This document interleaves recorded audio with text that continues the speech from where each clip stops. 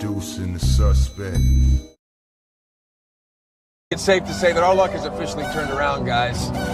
We are back, baby. We are fucking back. We're back. Yeah. Classic. We are back. We are back.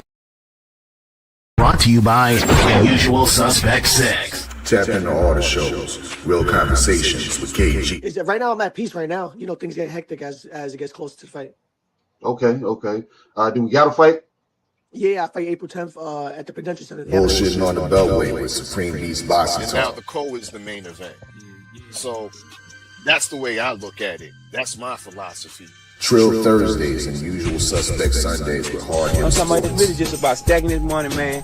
Getting on these singles, staying positive, you know what I'm saying? And putting it in their face by any means. Tales from the B-side with KG and TD. Needed to fill out additional paperwork to clarify. Yes, we did.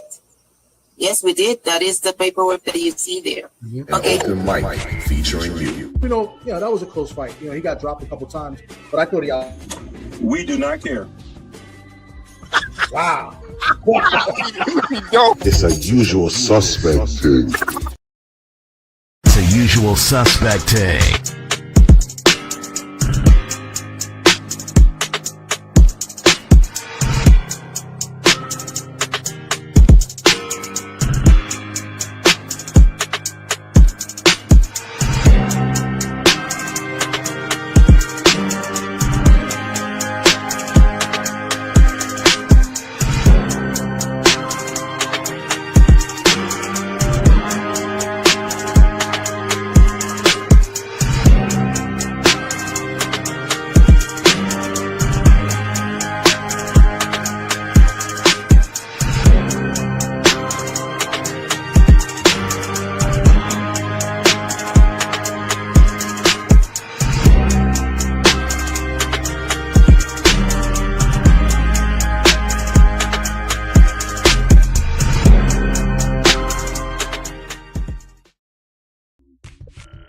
Man, y'all seen that first clip, man. We are back.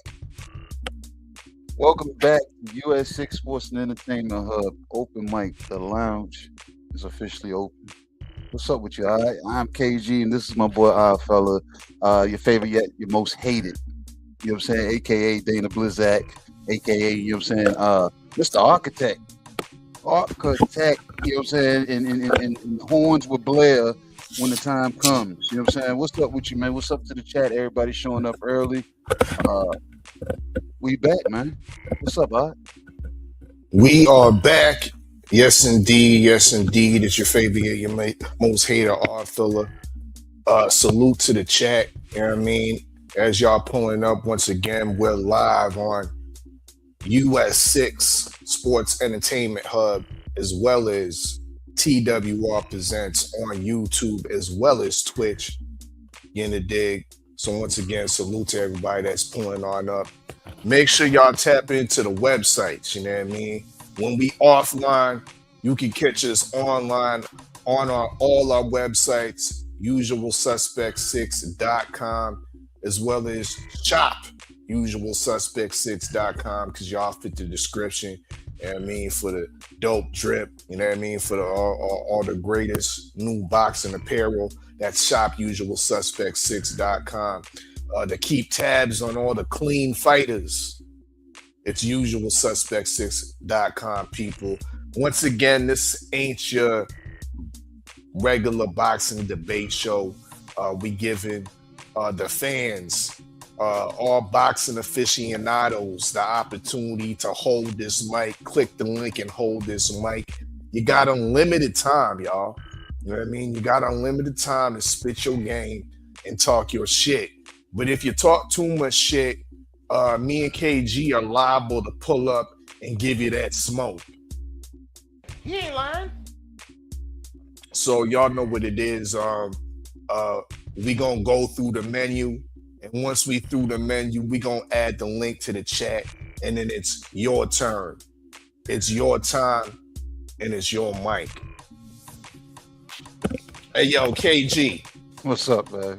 Before we get into this menu, you know what I mean? We do have some, what you say, some housekeeping to take care of. Okay. We do have some housekeeping to take care of, and we are on the cusp or on the last week of the US6 fight pool. Yes, you know what I mean. And you damn near have clinched the crystal ball. People in the chat, this is what the people of the fight pool, the players of the fight pool, what we fight for, what we pick and predict for is for that crystal ball. You know what I mean? And the good Dr. KG is on the cusp of clutching it, you know what I mean, for season 3. How you feel about that? You know what I mean? Actually, let the people see the leaderboards so they can get a visual perspective, you know what I mean, of where you at. And you on top right now. So let the people know, and briefly run us down your picks for this week, because we do got some championship fights.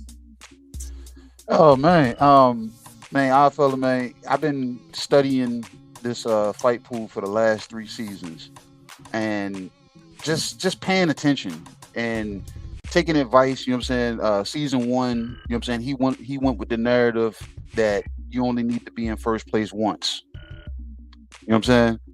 But you know what I'm saying, and then I started paying attention to the second season champion and how he played prevent once he got into, you know what I'm saying, the driver's seat.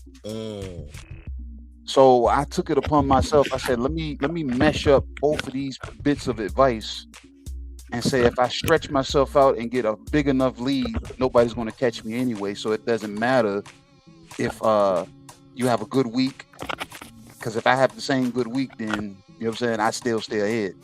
So every week that goes by, all I got to do is chase an extra point here and there. Chase an extra point here and there. You know what I'm saying? So I've been studying these fights, and like we talked about, you know what I'm saying, from season 1 to this point, bro, if you educate yourself properly, this is a plus for you. It's a perk for you, because you start learning about fighters that you didn't previously know about. You start doing research that you don't usually do, and you start putting your feelings to the side. And that's one of the biggest things that I did. I really put my feelings to the side when it came to this. I put my feelings all the way left, and I said, no, what, I have to pick this fight the way I see it and not the way I feel about it. And I've been, you know what I'm saying, grabbing victories based off of what I see and based off of the makeup of both fighters, and not what I personally feel. Because in some of these picks, bro, I've picked against a guy that I would look at as a favorite, you know what I'm saying, versus whoever the opponent is. So it's mind over the heart. The heart is stupid when you know what I'm saying, when you're being competitive. It's good to have heart, but your mind has to be the one to be the logical side. So I've been taking and making logical picks, man. So I'm still not trying to put the horse before the cart. I'm still playing as if I'm an underdog. You know what I'm saying? So that's why I'm playing the way I'm playing. I'm playing to win. I'm looking to, you know what I'm saying, gather extra points here and there. But other than that, man, I'm just looking forward to getting that call so I can pull up to the tailor shop and get that jacket fitted. So I can, you know what I'm saying, do my thing and brag the way I want to brag. You know what I'm saying? So you already know how that is, man. You know what I'm saying? Shout out to everybody that participated. I'm looking forward to more people participating in season 4. I know I say a lot of shit about, oh, I ain't gonna do it because I want to, you know what I'm saying, take a break, because you got to really have the legs for this, man. You really have to have the endurance to deal with this, because you're dealing with shit talking in the chat. You're dealing with the constant changing, the ever-changing news of boxing. And then you're fighting against yourself by putting your feelings to the side and actually, you know what I'm saying, picking with your mind. So, yeah, man. So it's been rough, but I'm actually looking forward to season 4, bro. Yes, for all those out there, be on the lookout for season 4. Not only do you get to clutch the crystal ball, the winner gets to clutch the crystal ball, but yes, they're also awarded a championship jacket. You know what I mean? They're rewarded and gifted the championship pot. You know what I mean? That pot, the money that all players put in at the beginning of the season, which is a $15 fee, a $15 fee at the beginning of the season, goes into the player pot and gets awarded to the top player. You know what I mean? And of course, the crystal ball holder, which is equivalent to being a lineal champ. You know what I mean? There's no lineal belt, but I mean, sooner or later, maybe we'll have the physical crystal ball to give out to the winners. Salute to everybody up in the chat. See OG Stormy B-Man has pulled up to the lounge. Is this might be his first time in the lounge? You know what I mean? Maybe. I think so. This might be he might even hit the link. Okay, you know what I mean? Make sure you hit the link, Stormy. You know what I mean? We got some tasty topics for you to cook on this evening. Salute to the player VR. You know what I mean? Salute to you. I think you are pulling up on Twitch. Jelly Bean 4281. Big up to you. You know what I mean? I ain't seen you in a minute, you know what I mean? But it's good to see you up in the lounge. Drinks are free, and the mic is free. Unlimited time, you know, dig? Unlimited time to cook on these topics right here. But before we get into these topics, should we get into some commercial breaks? Oh, most definitely, man. And this one, you know what I'm saying, plays a huge part in what's going on, especially this week. Y'all, you know what I'm saying? I'm gonna need y'all to tap in. It's a usual suspect. To miss a lot. Took that really well. You talked about her chin. The new unified super middleweight champion of the world, the Smiling Assassin.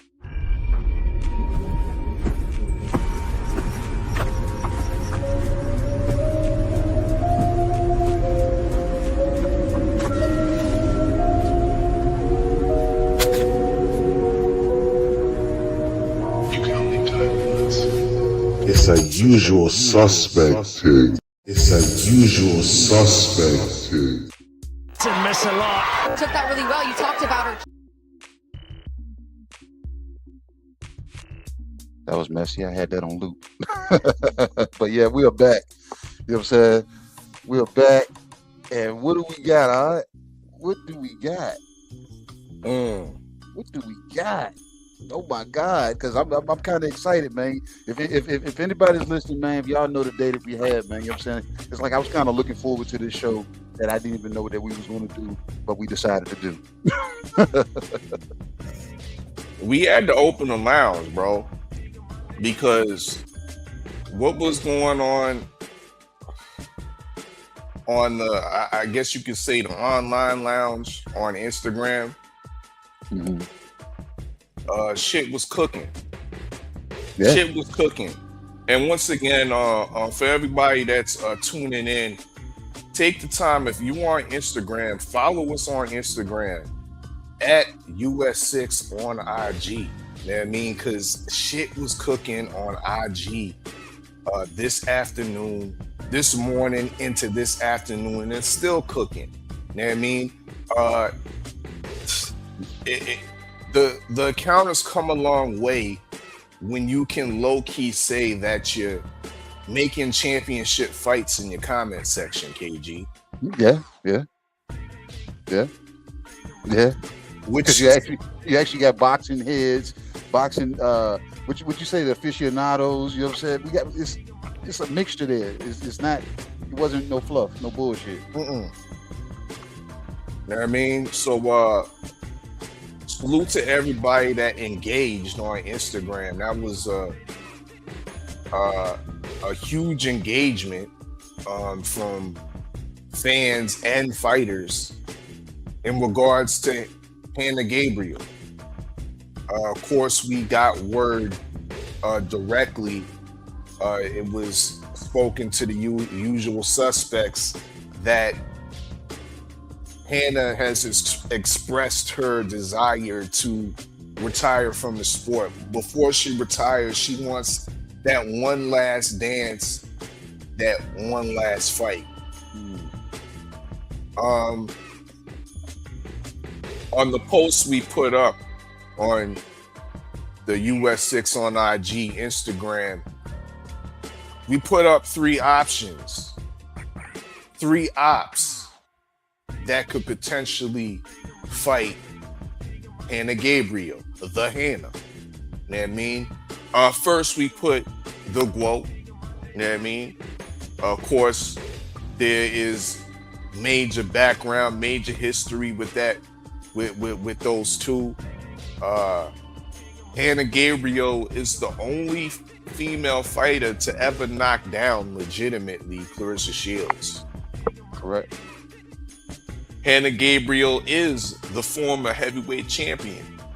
The status that the Gwoat now has right now. The rematch was supposed to happen, but of course, it was canceled due to the failures of VADA and the WBC. Proper due process. The disregard for due process. So Clarissa Shields was definitely at the top of the usual suspect list for Hanna Gabriel's last fight. And I think a lot of the people in the comment section agreed with that as well. He ain't lying. He ain't lying. He ain't lying. He ain't lying. He ain't lying. Loop off. I was like, damn. Okay. Give me the 3, but damn, you gonna give me 4. But the comment section, I haven't saw the poll yet.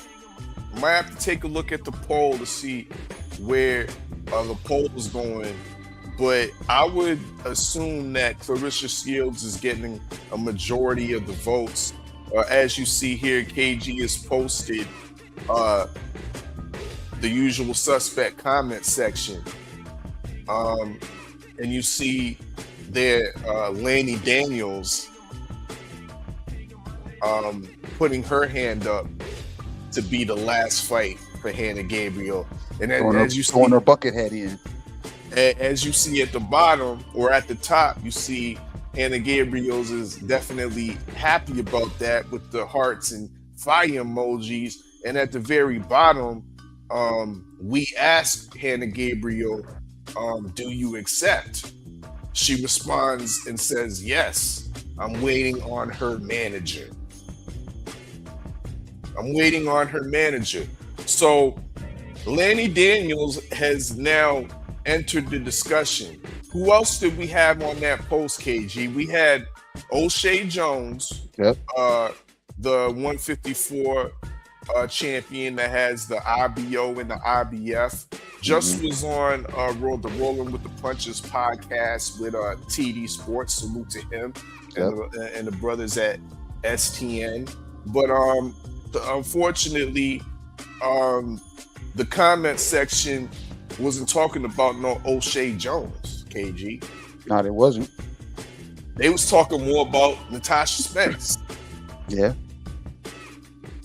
I mean, Natasha Spence and her WBA international title. They was talking more about Natasha Spence. She probably got more votes on the poll than O'Shea Jones. I'm just saying. Yeah. I'm just saying. So this is on the menu for tonight. Hanna Gabriel is looking to retire. Who should be her next opponent? Should it be Lanny Daniels, who's put up her hand and said, I want the smoke. I want to give you the opportunity to be the unified champion at super middleweight. Let's talk about it, y'all. Let's talk about it. Let's cook on it. We also got on the menu the MVP box. What's in this box this time? All right, come on now, because you be coming up with these crazy ass boxes. What's in this box? Is it a bento box or is it a damn 2-piece and a biscuit box, or like what's in this box this time, man? Yeah, it's a bento box. It's a, you know what I mean, a little bit of everything up in there. Okay. You know what I mean? And this time, of course, O'Shea Jones in this bento box. In this Zuffa, or not the Zuffa, the MVP box, right? You got a little bit of O'Shea Jones. Of course, you got some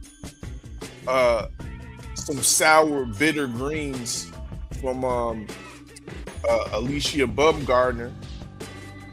I mean, of course, she's getting a lot of flack.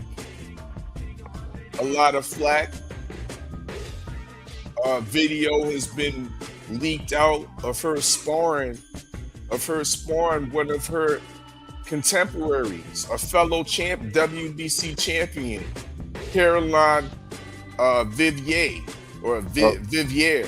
another Canadian French fighter. And all of a sudden, she don't want the smoke.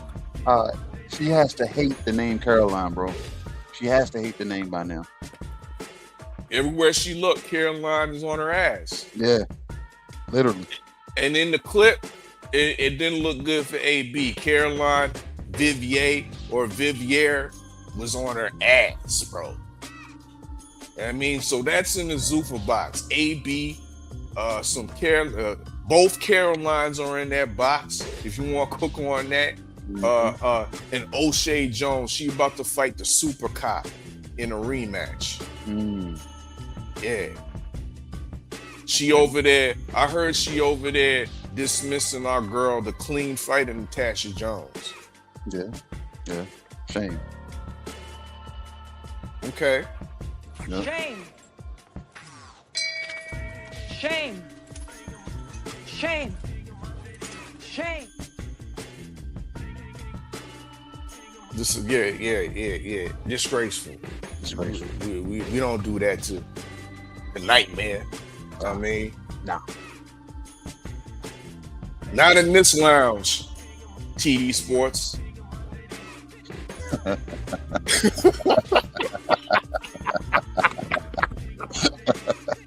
Not over here. You know what I'm saying? We don't do that here. But you know what we do here? What's that? Inside the lounge? Hey, we keep it festive. You know what I mean? We keep it tropical. You know what I mean? We keep it Caribbean. We keep us cooking some curry Gwoat. Oh, man. You know what I mean? You don't want the rice and peas? We got the rice and pap, man.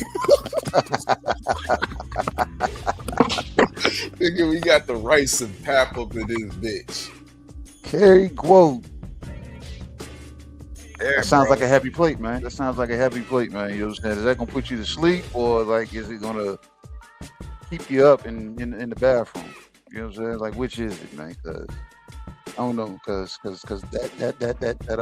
those greens from Baumgartner that was in that bento box, man.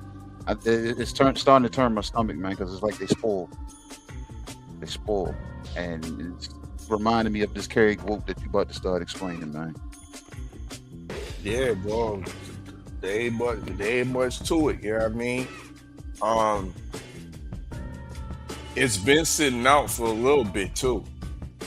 You know what I mean? So we gonna try to warm it up and cook off all the bacteria that's been festering and growing on the shit.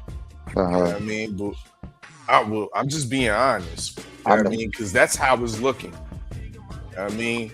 From all directions, the Gwoat is getting hit up. Even once again in this comment section, US6 on IG, there was so much instances I saw of people saying the Gwoat was ducking Hanna. The Gwoat don't want the smoke. You know what I mean? You pop over onto the tea sippers streams on YouTube that do all the black gossip. Congratulations, Clarissa. You are now the queen of black gossip right now. but not in a good way. in the most egregious and horrible way. You know what I mean? So if there's any of you Clarissa Shields fans, Gwoat fans out there, please click the link, you know what I mean, and cape for your sister. You know what I mean? And please click the link and let her know what she's doing with herself. What's next on the table? Is it really Lauren Price? Is it really Lauren Price? What is we doing? What is we doing? Also, on the menu, we got heavyweight season, bro. Oh yeah, let's roll. Heavyweight seasoning. Mm-hmm. You know what I mean? And the seasoning so far has been somewhat bland. Cause we ain't getting no proper sauce mixed with some French cuisine last week. I was highly anticipating Lawrence Okolie versus old boy Tony Yoka. Mm-hmm. And your boy the sauce popped dirty for some unknown illegal substance, and ain't heard from him since. The sauce went juice. Sauce turned juice. Facts. He said he was taking it because he had a torn bicep. You know what I'm saying? So I'm like, I don't. At the same time, when you're in sports, bro, the surgeon, the doctors, they're gonna prescribe you dope. You know what I'm saying? We know this, but at the same time, you have to be pretty much completely weaned off of that stuff, or you get waivers. You know what I'm saying? To be presented based off of what you're taking. Mm-hmm. But if you're taking something that is a performance enhancing, no doctors prescribing you that. They're prescribing you pain meds and maybe muscle relaxers, inflammation aids, things of that nature. They're not prescribing things to you that's gonna, you know what I'm saying, promote super soldier serum. And you saying he was on some stuff that we didn't even know, so he was trying to slip something through the cracks because it still fell on that banned substance list. Yep. That's the crazy part. Yeah, old Saucy may be banned for up to 2 years according to the British Boxing Board of Control. So we'll definitely keep our eyes out on that. Look, real quick, is that like, that's what I think we need to find common ground at, man. Like I think these suspensions need to be consistent across the board.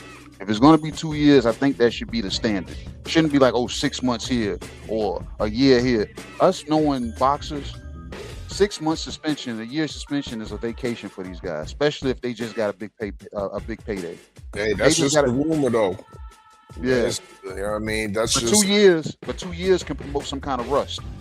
You see what I'm saying? So if I put you on the shelf for 2 years, you can't come back for 2 years. You might come back a little rusty depending on what you've been doing. But 6 months to a year, that's almost a little bounce back. That's the gap that these guys is putting between fights right now anyway.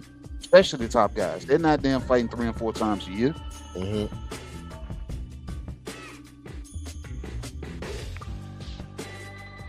We also had Big Baby return against an undefeated Cuban heavyweight, Lanier Pero. Some were hyped on Lanier Pero's ability. I, for one, wasn't. Big Baby got the job done, but in a sloppy fashion. But it was good to see that he was able to maintain his activity, KG. Oh yeah, output. Like I said, the output was there. There ain't many heavyweights putting out over 1,000 punches. I don't care if they were short, if there was touch punches. That's still a lot of work from the shoulders. It's a lot of work. So that's 1,000 punches. Like I said, so I knew Big Baby looked sloppy, bro. But at the same time, I was in a sense happy to see him back almost to his old ways, like you know what I'm saying, stringing punches together, getting his hands off, using the big body and laying on his opponent when he found and saw fit, and when he needed to take a break. But the fact that he was able to get those punches off, and like I said, anybody that boxes, you don't have to draw back the punches that the fighter don't see, and Perro didn't see a lot of those punches. Perro back to the drawing board. We have so Big Baby was coincidentally part of the comment section as well. We had posted about the weekend recap and the results, and of course a heavyweight contender by the name of Big Shot Shar jumped into the comment section. Yep. First for his despise of the upcoming fight, or the announced fight between Anthony Joshua and Christian Pranga, the Albanian heavyweight with a nice knockout record, 20 wins, 20 KOs. And he possibly might be on Tales of the B-side. He ain't lying. Be on the lookout for that. You know what I mean? Heavyweight seasoning. If y'all want to come up on here and talk about you don't think Christian Pranga is that guy that AJ should be in the ring with, or if you want to clown AJ, if you want to pull suspicion on Eddie Hearn and OG Turkey Johnson for putting together this fight instead of putting together the Wilder fight, hey yo, the stage is yours, the mic is open. We also got Zuffa Box. You know what I mean? It's a regular on the menu. Regular staple on the menu, most definitely. But it's staying consistent. Zuffa Box, it rotates, it shifts around. Different things get put in the Zuffa Box. And there's new things in the Zuffa Box for this week, KG. What's new in the Zuffa Box is some Brandon Lee. Brandon Lee is signed to Zuffa. He has went Z. He will be fighting in Zuffa's welterweight division. And shit, I said this 2-3 weeks ago that Brandon Lee going to Zuffa, and they officially announced it. You know what I mean? On Zuffa's site. Brandon Lee has reposted it, posted his own caption of it as well. So that's a nice addition to the welterweight division in the realms of the Zuffa Boxing League. I can see immediately a fight happening with Richardson Hitchens. You know what I mean? That's a good fight right there. But we'll see what Zuffa does in regards to Brandon Lee. Possibly they might give him some softer food like Marcel Rodriguez or somebody of that caliber. Time will tell. They also are making big moves, but nobody's really talking about it. You know what I mean? And not even the English muffins over UK side are talking about it. You know what I mean? They're kind of mum on the situation. Zuffa is now made themselves international because they're about to stage their first UK fight. You know what I mean?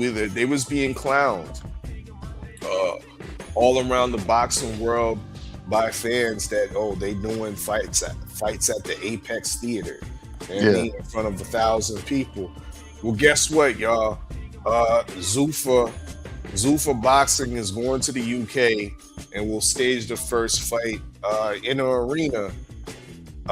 It's a hometown of Chris Billiam Smith. Chris Billiam Smith is a highly regarded former champion in the cruiserweight division. Still rated high. Only has I believe, the 2 losses on his record. Last loss coming from Zerto Ramirez, where he got essentially washed and outboxed. But nonetheless, Chris Billiam Smith will be opening Zuffa's inaugural foray in the UK market against a dangerous opponent, the Bruiser from Canada, Ryan Rizicki. You know what I mean? I thought this was a great signing, and shit, we might have indirectly had something to do with that as well. A post that we put up last month in regards to Ryan Rizicki's last win suggested that Ryan Rizicki should go to Zuffa. He's at Zuffa now. They're starting to listen, all right? They're starting to listen, because back to that heavyweight season in box, you even spoke to Big Shot Shaw. Big Shot Shaw left in those comments that, hey, my management is talking to Zuffa now. They're currently in talks with Zuffa at the moment. And he was a guy that we almost had to convince about Zuffa. Indeed. He wasn't even on the fence. He was on the other side. And look what we have here. Big Shot Shaw, we might be speaking to him in the Zuffa Box at the next Open Mic Lounge. Now, the Zuffa Box in the US6 Open Mic Lounge, unfortunately, doesn't have Lord Targaryen, King Targaryen, Devin Haney in it. There's been a lot of new rumors and speculation of his signing to Zuffa, but I don't want to go all the way with it and say that he's been signed, because Zuffa has a pattern of their signing. If I don't see that goofy or hear that goofy beat that they play, and see Dana White walk in the UFC the UFC boardroom with Devin Haney sitting there saying, "Hey guys, we just have a great announcement. We just signed a pound for pound talent, Devin Lord Targaryen Haney." Unless I see that, bro, I mean, I'm not saying that he's in the Zuffa Box. Is that fair? That's beyond fair, man. You know what I'm saying? Because there's a lot of speculation. There's a lot of people, you know what I'm saying, saying this, saying that. A lot of people saying what could potentially be true, and other people are putting their spin on it. You know what I'm saying? So I'd rather get the Windex and the napkins and clean these mirrors off and see through the window and see what it really is. So this is something I'm waiting for it to be actually announced. Like, they officially announced Brandon Lee. They officially announced what's your boy, Apataya. You know what I'm saying? They officially announced, you know what I'm saying, Conor Ben. You know what I'm saying? Things of that nature. Richard Hitchison, Edgar Berlanga. Shit, they did a press conference. They said, Max Kellerman, you got to pull up and do a Q&A with these niggas. You know what I'm saying? Shit, I don't want to do it. Max, you got to do it. Sit down with these fools. I ain't used to these boxing fools, man. I know, yo, bro, Dana don't know what he got himself into, because UFC niggas are different than boxing niggas, bro. Oh, yeah, they really are. They on the, boxing niggas are on 100. They on their own spectrum. You know what I'm saying? So, yeah, until we see some of that, we need to see the Devin Haney Q&A. Till that happens, bro, he ain't in the Zuffa Box. Not in the Zuffa Box. So that's tonight's menu, peoples. The link is in the chat. Man, and once again, click the link, step on stage, spit your game, talk your shit. You got a limited time until we say it's time. In a day. Yep.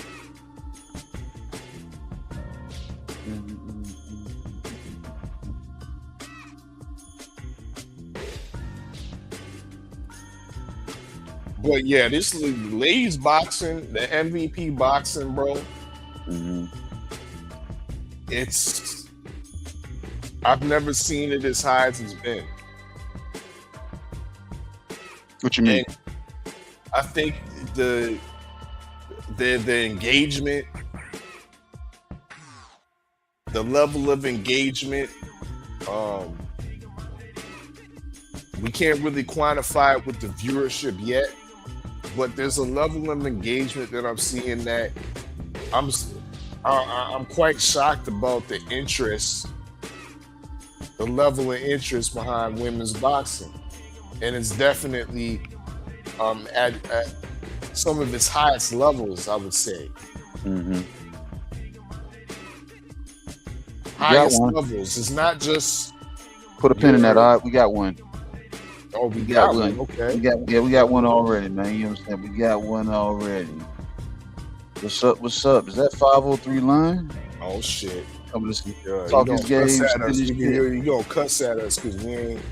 Well, true, we ain't even hail him up in the chat.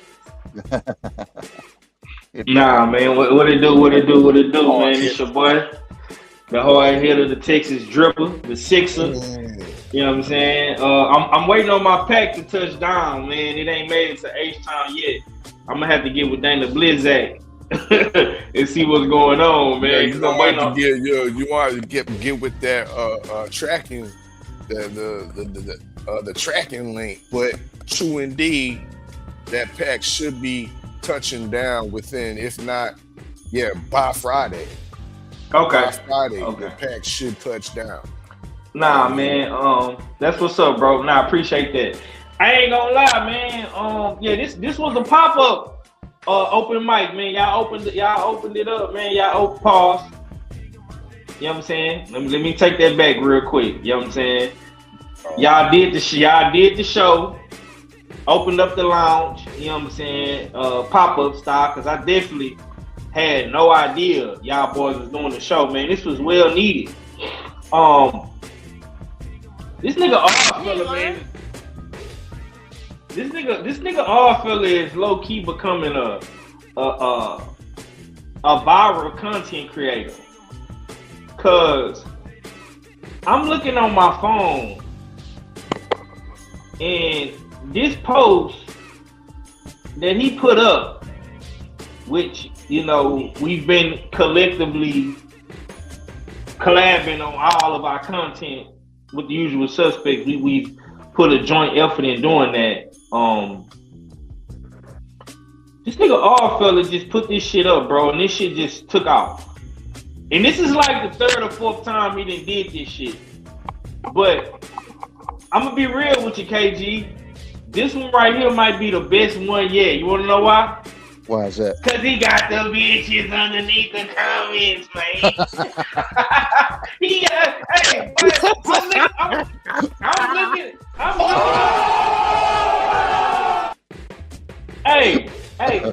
I'm looking underneath these posts. I'm seeing Humble Queen and this joint, man. A chick, a fucking. I'm getting new female followers and shit. I'm like, what the fuck is this nigga over there? God damn. This nigga KG behind the scenes making fights with shit and boy. I'm on y'all niggas, man. You know what I'm saying? But man, it just goes to show, man. Hard work, consistency, dedication, staying dedicated to the programming of what we trying to do. And it's thriving, man. You know what I'm saying?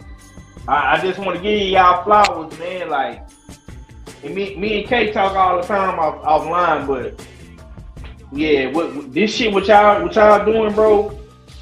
It's picking up a whole lot of traction. He ain't lying.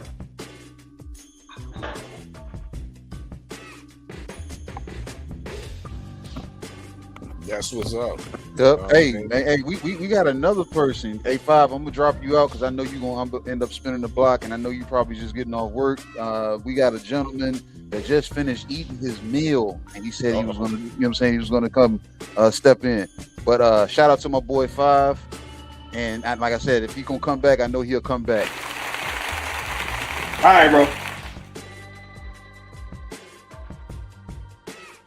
There he is. Welcome. Drinks are free. Welcome. Drinks are free. Good evening, fellas. How you doing, man? Evening, sir. Evening, sir.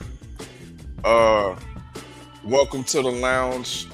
I don't know if you were able to hear tonight's menu, but of course we have Hanna Gabriel's her news of she wants one last fight before she retires. Of course, we have the whole MVP women's movement as a topic. You know what I mean? All the great female boxing that we've been seeing under the MVP banner. That's something to cook on. We also got on tonight's menu curry Gwoat. You know, I know you already ate, but you might want to serve in us some curry Gwoat. I'm interested to hear your perspective on Clarissa's latest career moves and her future. Heavyweight seasoning. We've had somewhat of a plethora of heavyweight fights that have been scheduled. Of course, we saw the big baby fight last week. We didn't get to see Lawrence Okoli against Yoka. We'd like to hear your opinions on the Lawrence Okoli positive drug testing situation. And of course, the other heavyweight news, Christian Prenga. Do you have any familiarity with Christian Prenga, the Albanian heavyweight that has been signed up to fight AJ in Riyadh? Also, on the topic list, tonight's menu, we got Zuffa Box. The Zuffa Box, of course, has the new signee, Brandon Lee, who will be fighting in the welterweight division. Ryan Rizicki, the Canadian cruiserweight that's been looking for a title shot for a minute. He will now be fighting the UK signee and Chris Billiam-Smith. And that goes down in July for Zuffa Boxing's first fight outside of the UFC Apex, polishing or opening up their new deal with Sky Sports in the UK. So the mic is yours. The floor is yours, Stormy B-Man. Well, first of all, thank you, brothers, so much for having me on. For whatever reason, your live this evening just popped up on my feed and I clicked on it. And forgive me for not being aware of the show, but what I did was I immediately subscribed to not only, this channel and the other, but with all of my channels. So I'm now fully, subscribed to you guys. The next thing I got to do is do Instagram. And then I'll be all set. But and don't think because you haven't seen me that I'm not supporting this. Like a lot of times I'll miss stuff because I'm busy or whatever. But I'm glad to be here this evening. The topics are pretty cool. We can take them in the order of like what you introduced them. Hanna Gabriel, listen. First of all, let me just say this. She's a dead ringer for my daughter's mom. They're twins. No, seriously, they're twins. Even my daughter's mom, when I showed her the photo of her, she was like, when someone looks like you and you have to admit it too, that's kind of a weird, creepy thing. It's almost like who cloned Tyrone. You know what I'm saying? So that's really weird. But Yeah. Yeah, look, OG low key flexing on us. No, you know what? Yeah, go ahead, OG. Like that. Oh, you ain't wrong, bro. Go ahead, bro. Well, I'm not even thinking of it like that, but it's so interesting because I'm gonna, let her know about your show, and then she'll be able to chime in or whatever. But anyway, what I wanted to say about Miss Gabriels is one of the best fighters in women's boxing to come along that really hasn't gotten her just due. And I have a lot of belief in the fact that it's because of where she's from and her, ethnic background and everything, because had she been of a different shade, you would hear far more about her. The talk of even putting together something against Clarissa, I would like to see that. You know what I'm saying? Because she's not only a capable fighter and accomplished, but I know they had a situation a few years back where there was something that went awry with a test and all of that. But Clarissa needs to fight her contemporaries. She needs to get in there with people who have credibility. And Ms. Gabriels is definitely one who has that. He ain't lying. And for those of us who profess that we want to see the best fighting the best and so forth and so on, I think that fighters have enjoyed a safe haven of people not holding them accountable for taking care of the business in the ring. We listen because we have social media and people can speak with a microphone and a camera in their face.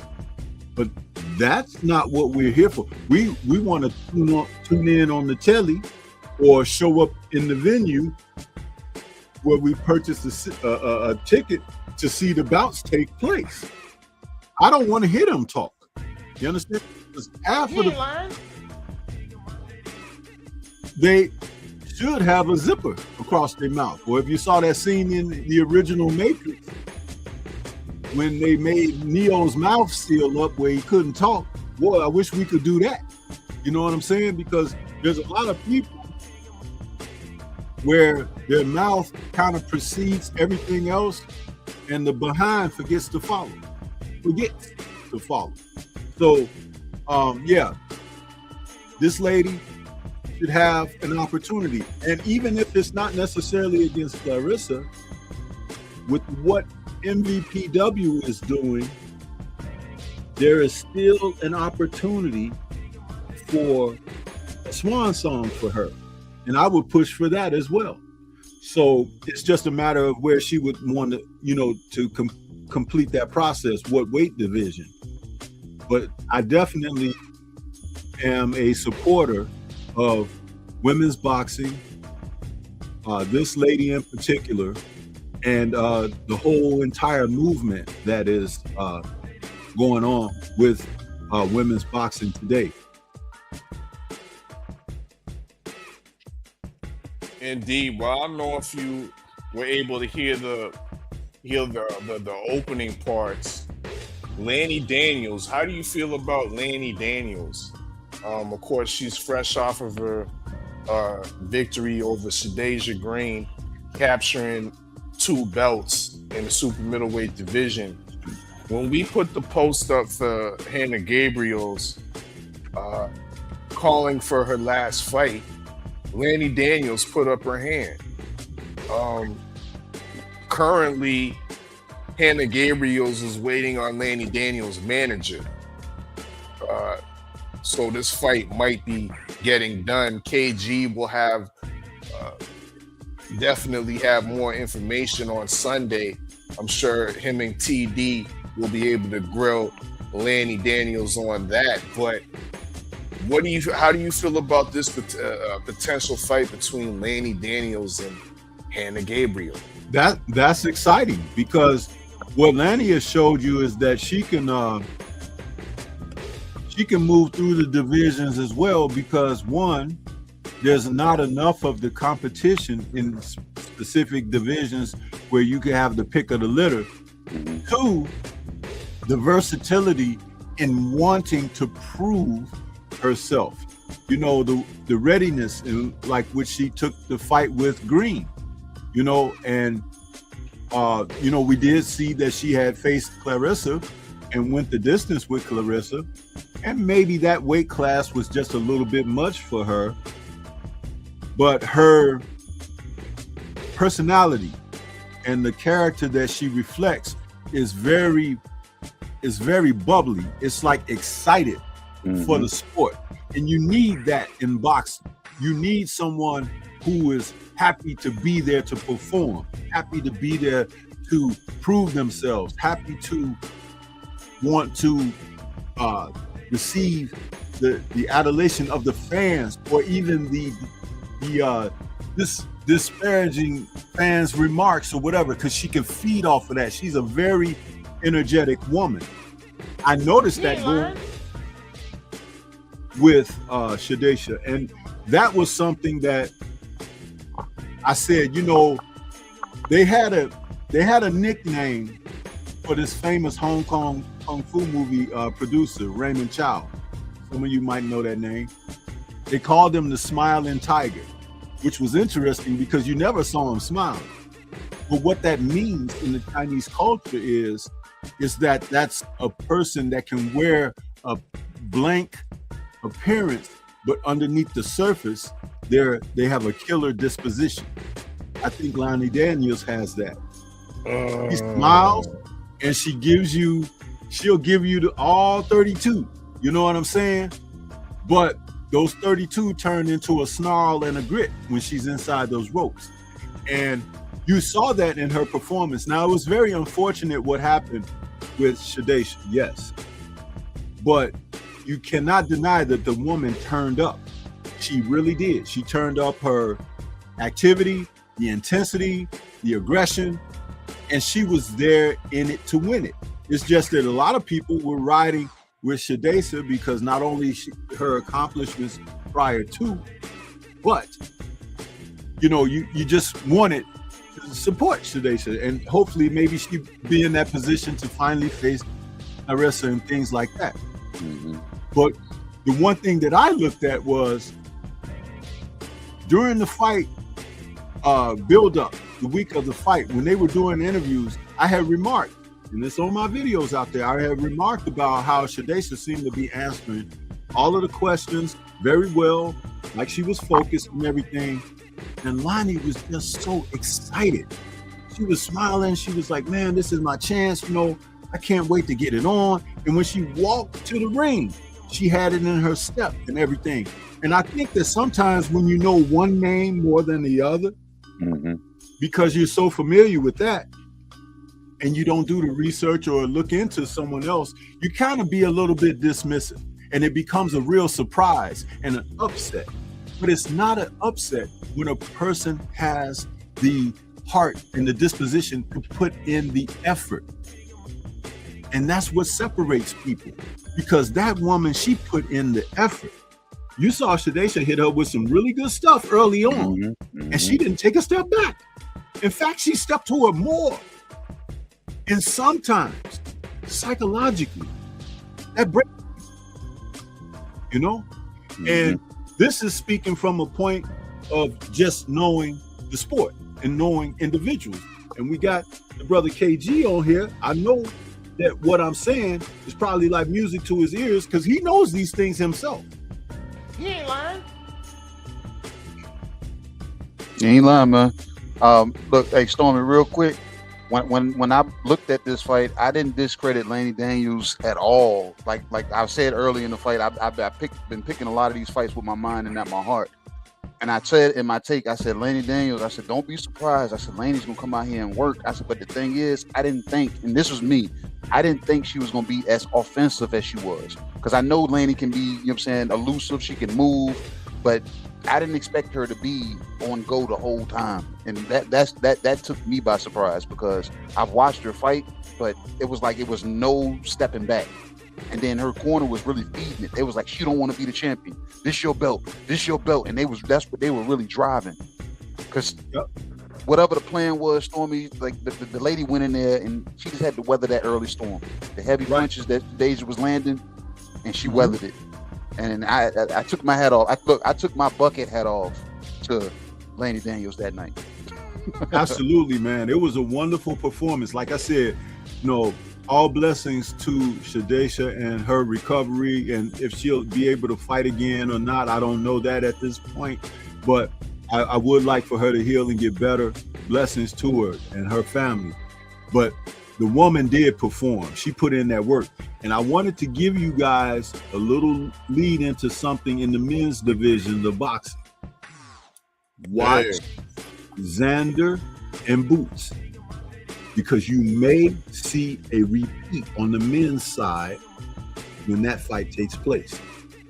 The boxes are there to be checked in the same manner. So keep your eyes and your ears and your head peeled open for that.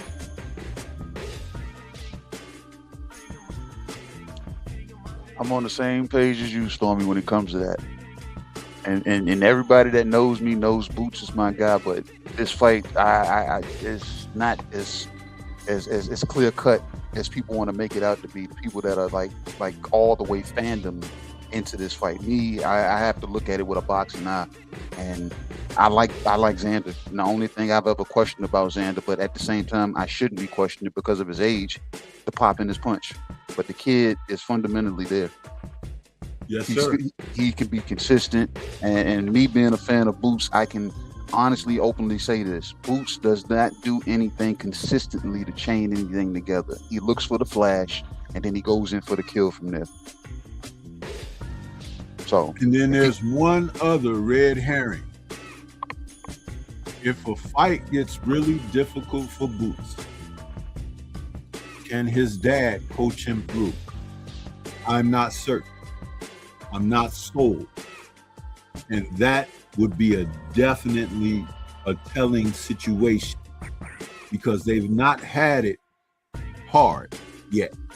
They haven't. No. And see, when you're on that road and path toward greatness, difficulties, roadblocks, setbacks, having to persevere and overcome become virtues. And when a fighter hasn't had that, you can't give him everything until they complete the process.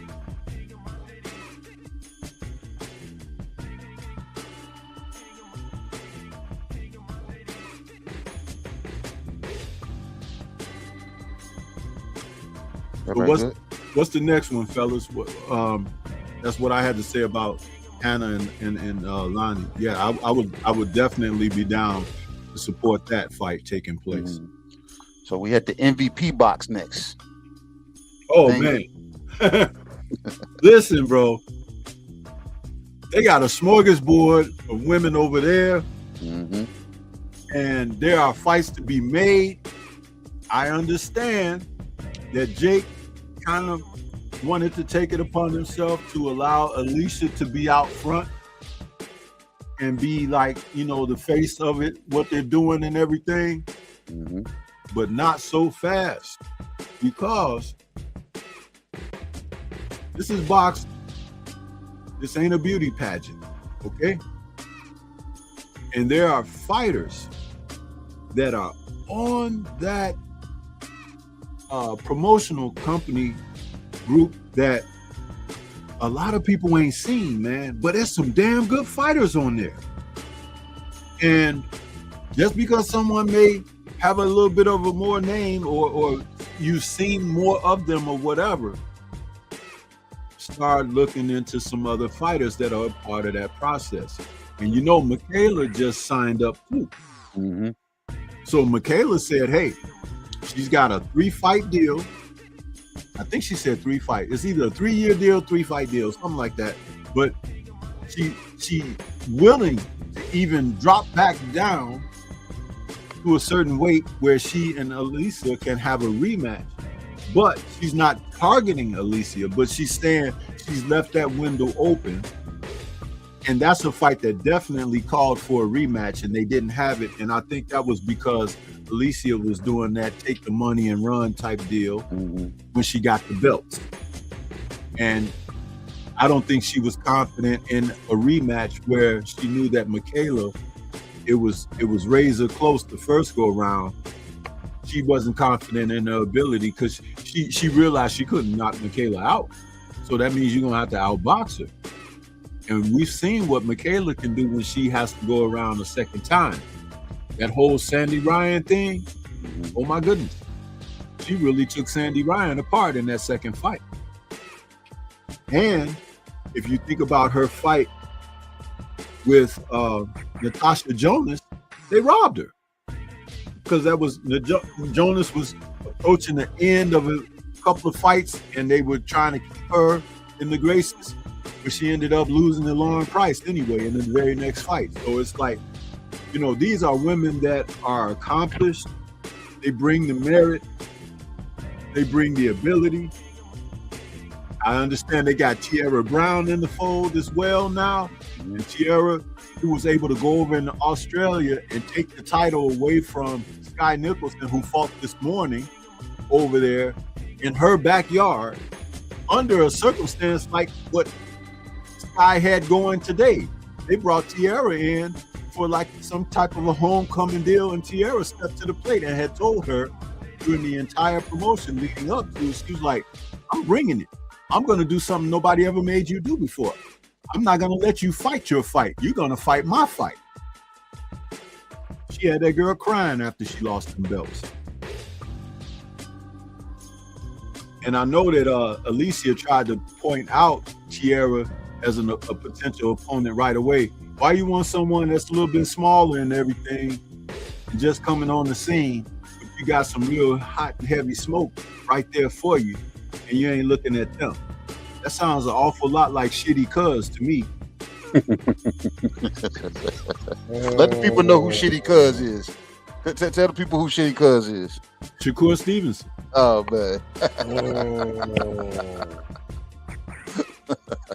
Look, you said something about Michaela Mayer, about coming back down. I don't like that because I actually like her heavier. Like some of these women, like even Carissa Shields, I started to like her and respect her a little bit more when she got heavy. I like these because they actually, I think the weight makes them sit down and actually dog it out a little bit more. Because I agree. I don't think Michaela's talking about going back down to feather. Okay. But I think she would say, I think she would do welterweight. I think she would do welterweight. Mm-hmm. Not lightweight, but welterweight. Okay. And Michaela is a hell of a fighter, man. People get on her. But let me tell you something. That woman can fight. And she had that trainer in what's his name? Al Mitchell. Man, she picked up some real good boxing coaching from that gentleman. She may be one of his best protege. If not the best protege. Look, Stormy, you said earlier how Hannah Gabriel's favors, you know what I'm saying, almost like a twin to the mother of your daughter. Yeah. The mother of my children has a doppelganger also, and her name is what's her last name? First name Tam. Tebow. Tam Tebow. Yeah. My children's mother. My children's mother looks exactly like her, gums and all, every damn thing about. She's just not as tall as her. And dude, that woman can fight. I've already seen like 2 fights of hers. I was so ticked off that she couldn't make the card because her opponent had visa problems. Indeed. But man, when y'all get a chance to watch that lady fight, you're gonna have new fans. I'm telling you. Tam Tebow is bad, bro. She's bad. She's one of those bubbling people too. She's always smiles. And yes, she is. And you know what? When you know how Hearn and Matchroom, most of the UK promoters, but over there, they're so busy trying to make somebody a star instead of making someone presented before you because they're good, potentially great. Because I'm gonna tell you something, you can coach them up with the personality and how to handle media and things like that, and they can become a star under those auspices. But when they can fight, that's an instant built-in charismatic trait and quality, because people have admiration for that, you know? And see, that's what's missing. They try to make someone a star without them being very good, and then people, they hop off the train when they realize after someone gets exposed.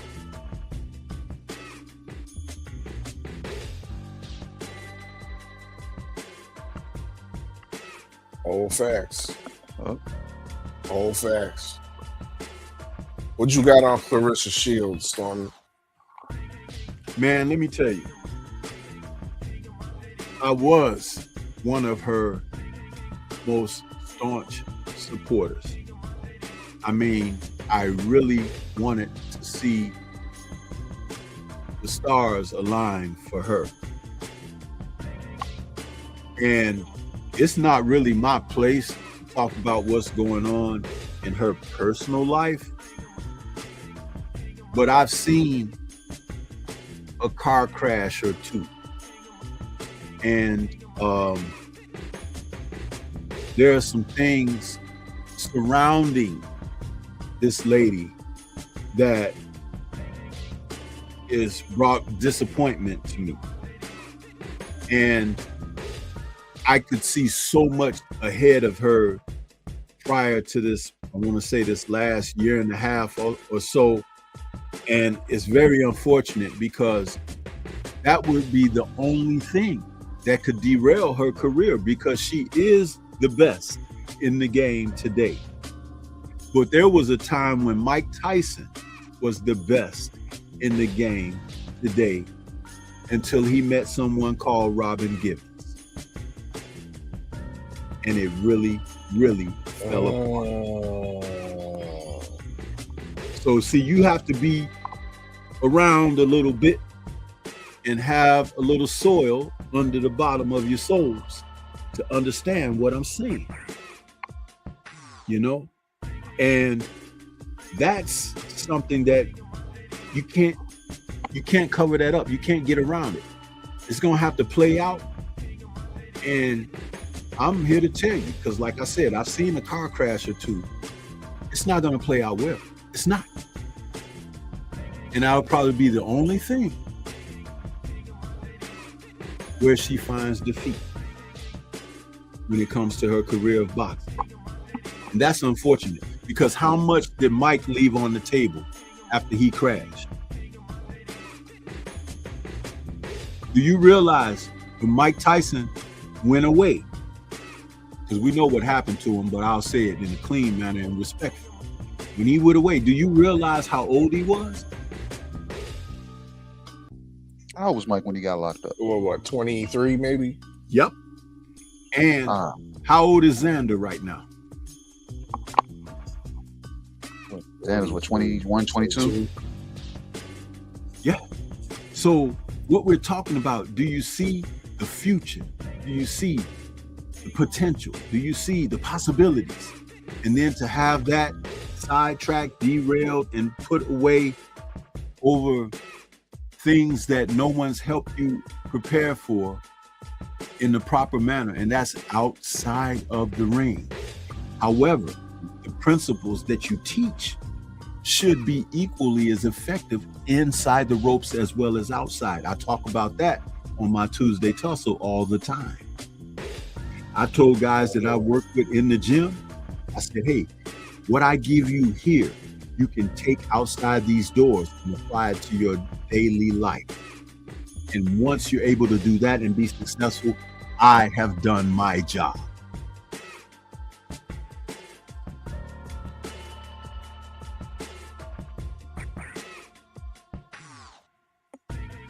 Indeed. That's that real spit right there. I mean, I need you to continue with that real spit. That means, once again, y'all, it's unlimited time. It's all you can speak buffet over here at the Open Mic Lounge. I know you got highly educated thoughts on the heavyweight division.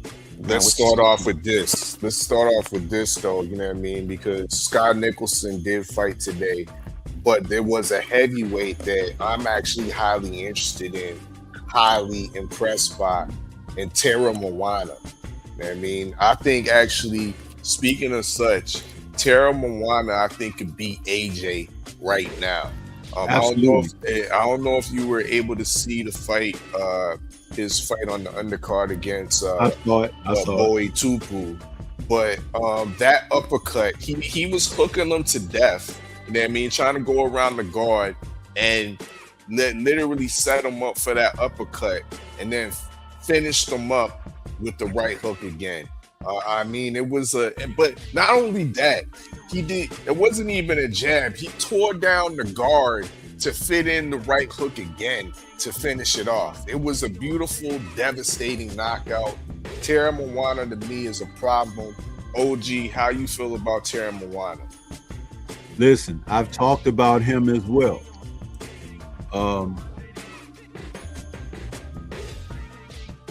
He's now what, 10-0 or 11-0, right? 11-0, 11-0. Yeah. Okay. When I first saw him, he was 6-0, and he had a bulkier build where he had what looked, I'll call it baby fat on him. Yo, he was fleshy. Yeah, he was very fleshy. But I noticed in his last fight, not today, but including today, but in his last fight that he went into, he was 9-0. I said, "Oh, Tara Moana, he." I have a hard time saying his name, so forgive me on that. He's trimming down. He's getting in shape. His body is becoming more sculpted. I think he's taking his career serious. And then when I saw him today, it was kind of more of the same. I even saw a little bit of muscles in the back. So I'm like, okay, the only thing, guys, I would love for him to enlist the services of a Western trainer, an American trainer, because someone who can teach him some certain types of skills, because he's got the power, he's got the size, he's got the presence, he's got the reach, and he also has that fighting spirit, being that, I don't know if that is that Tongan or is that Samoan, but he's got that thing in him. And I'm telling you, they want to talk and praise Moses Atuma. That guy wipes the floor with Atuma. Damn.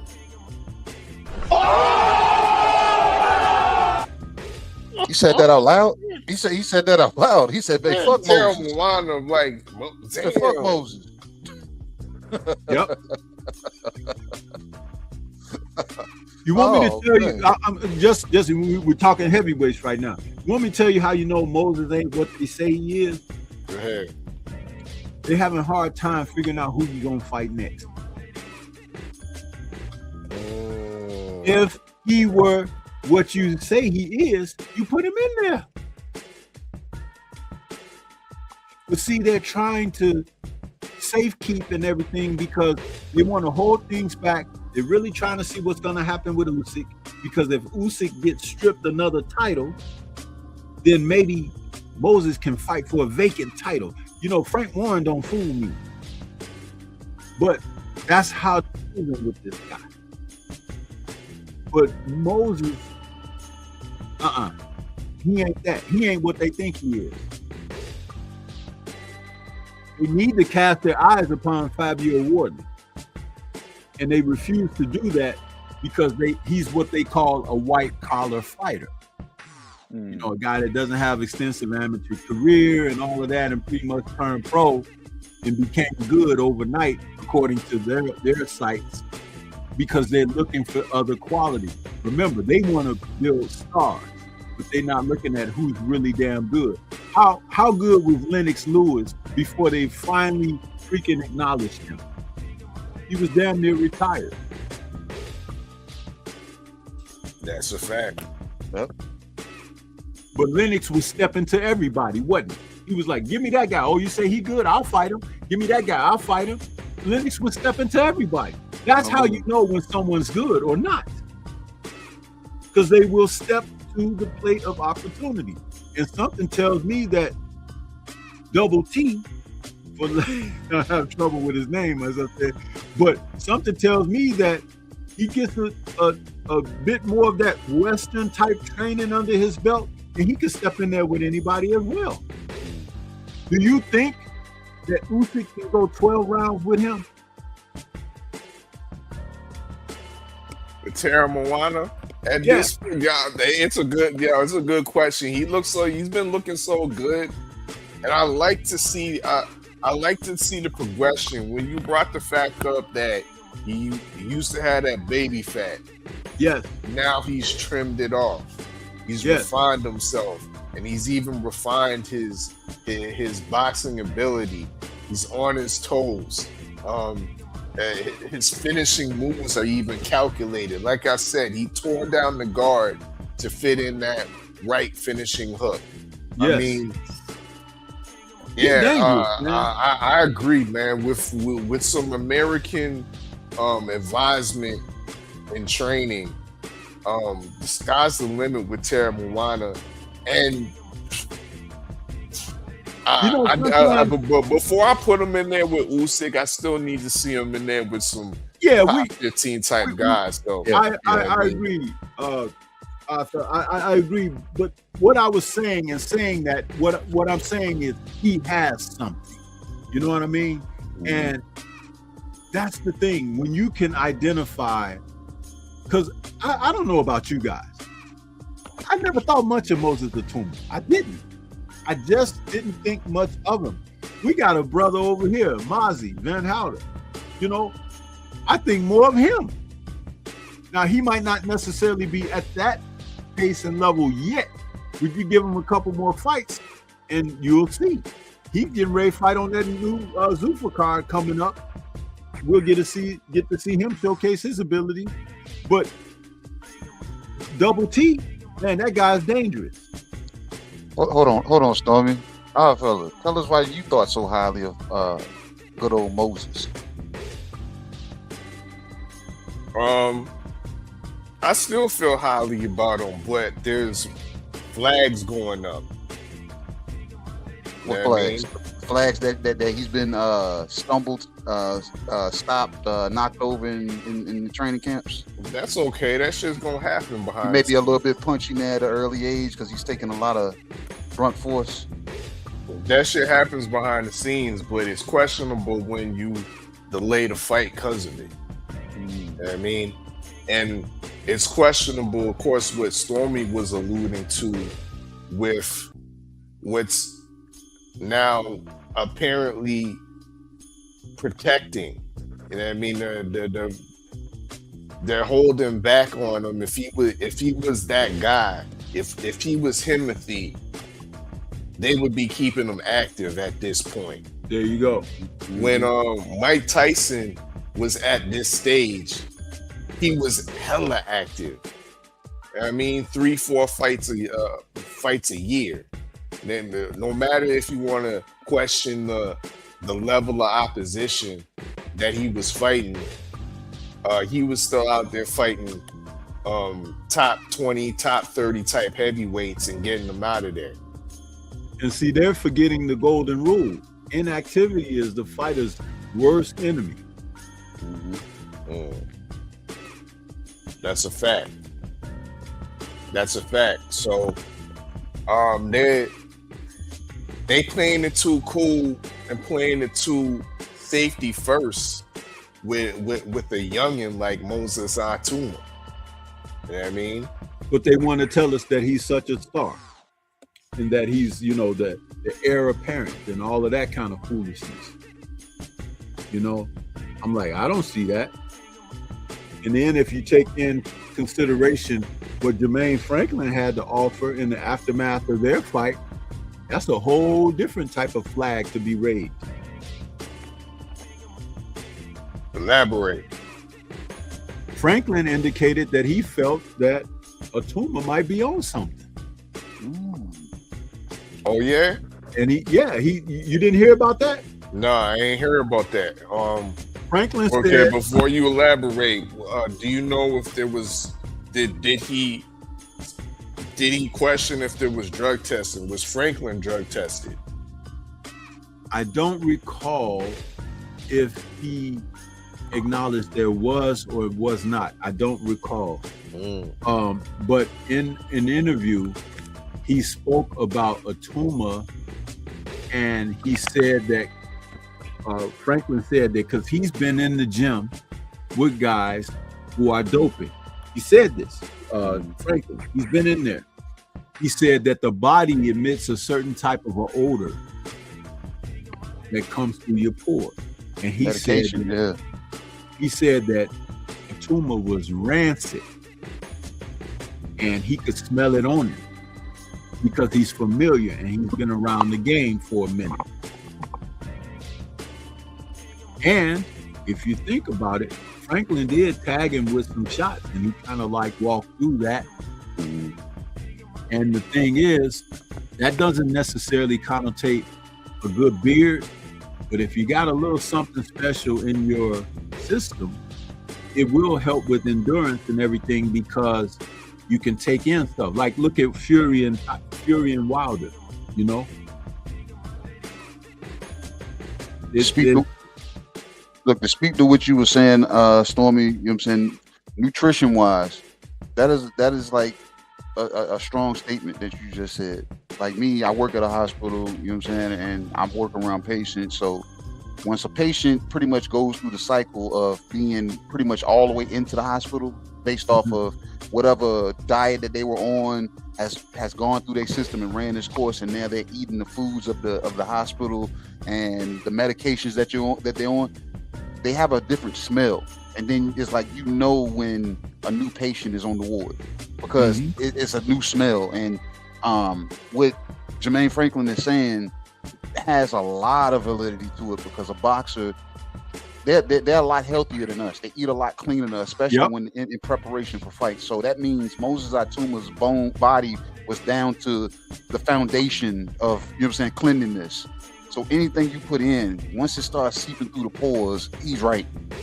And it has to stand out. And like for him to be in a gym around a lot of guys, I believe him when he says he can smell something because he's been around it. And see, I'm sorry that you guys hadn't heard about that. If we go back close to the date of the fight when it transpired, I think I did in one of my lives, I did a follow-up and talked about that and mentioned it. But why would Jermaine Franklin have any reason to lie? He took the fight. You know what I'm saying? He took the fight. And he made no excuses or anything, but he spoke sincerely. Funny how that didn't get a lot of pub though. That's really sitting with me right now, Stormy, because I've been around guys and you got guys that smell musty, that smell, you know what I'm saying, unhygienic. What did you remember what George Foreman said? They said he used to smell like, they said he smelled like a bear. Yeah, so I can understand, you know what I'm saying? So certain things like that. But it stands out that the fact that your diet is gonna tell the truth about you once you start putting something in. Like if people are really paying attention to it. Because, you know what I'm saying, we had fighters on Tales from the Beach side, we had fighters on here and they break that down, that they're like, bro, I believe no fighter is really truly like all the way clean. But you know what I'm saying, especially in between fights, but the ones that are like dirty that we haven't like put into the US6 boxing dirty yet, that body does emit those smells. That's why I found it very interesting that Franklin offered that up, because that came from a different way of acknowledging something as opposed to what we, you know, would hear somebody, his power didn't seem normal and this, you know, that kind of stuff. Yeah, cliche. But what he said was quite interesting. I'm sure if you look out there, that interview is still out there somewhere. where Franklin, because it was in the aftermath of the fight, either the next day or a couple of days later, but he did conduct an interview where he spoke on that. Because I remember hitting up Drew Titan about it, and I'll say, hey, man, listen to this. So look, Stormy, is a fighter dirty when they pop, or are they just dirty because they're dirty? Because some of these guys are getting in, we don't know that they're dirty. Well, are they slipping through the crack? Look at it like this. When it's a fighter that a promoter is trying to make a star, wouldn't they cut corners and avenues to make that happen? Wouldn't they pass envelopes that we don't know about under the table and so forth and everything to make that happen? Look at what Eddie Hearn was doing for Conor Benn.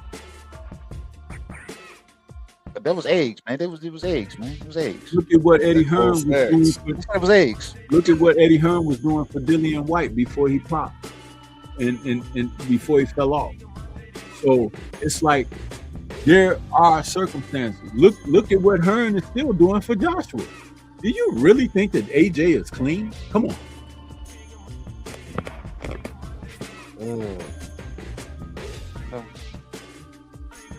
Hey, therapeutic use exemptions, TUEs, is the name of the game. Yep. And AJ should have put his boy Okoli on that shit. But some fighters, they avoid this. Like, I don't know his actual name, but JYD, you know what I'm saying, was given the information. Pearson. But he was given the information that he can actually get a waiver, you know what I'm saying, to take medication for his alopecia. And he said, no, I'm not taking nothing while I fight. So he's actually standing on the fact, he said, bro, he said, when I finally hang it up and sit down, and he said, I might decide to take that medicine so my hair can grow back. He said, but right now, he said, no. He said, I'm in box, I'm a professional fighter. He said, I'm not putting anything in my system that could be, you know what I'm saying, deemed as a PED or something that I think can be performance enhancing because it is a steroid. That's commendable. Very commendable. You know, and it's very unfortunate that we have this being such a strong and prevalent issue. But notice how certain guys can fall on the sword and they bleed out, and then other guys are resurrected time and time again and given slaps on the wrist and even sometimes overlooked. And that's just corruption at the end of the day, as far as I'm concerned. This whole thing, and I know we're still talking heavyweights, but this whole thing with Lawrence and Coley, I was so pissed off, man. I was like, you know what? I wanted to see the fight. I really did, because I thought that this might be a chance for Tony Yoka to do something. You know what I mean? Because he had his druthers and setbacks. So this was an opportunity. He's fighting in his home country. He's fighting in France. But a Coley, who just 2 years ago, a little over 2 years ago, was a cruiserweight in there getting banged around by CBS. I ain't never liked his leg. And then he jumps up to heavyweight and puts on damn near 100 pounds. Hell yeah. That was crazy. He's shaped like somebody's granddad. I don't like those legs, Stormy. He has those Bambi legs, like sauce turned to the gravy. Sauce turned to the damn juice, man. And so, you know, being all burly in the upper body and everything, and legs that look like toothpicks. I mean, come on, guys. And then this, I had an injury. I had this. Where's the medical reports at? I tore my bicep. These guys have all of this, man. It's like, really, the worst ones are the ones like Dalton Smith. Recently, they said, well, he has a undisclosed injury that had him pull out of the Puello fight. Okay, yeah. His nuts are gone. Come on. They need to find his nuts. They looked at them damn fight tapes of Puello, and they said, you know what, Dalton, you might not be able to get lucky against this guy. This guy can really box. He might not have a lot of power or anything, but boxer will be there for bell to bell. You understand?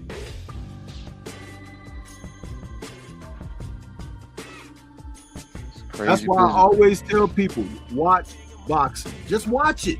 Just watch it. Don't just watch who you know or like or whatever, but watch the sport, because there's so many stories that are being told on a card by card basis. If you watch enough of it, you begin to understand the sport. You begin to be able to interpret what you're witnessing, and you can make your own determinations and summarizations after doing that.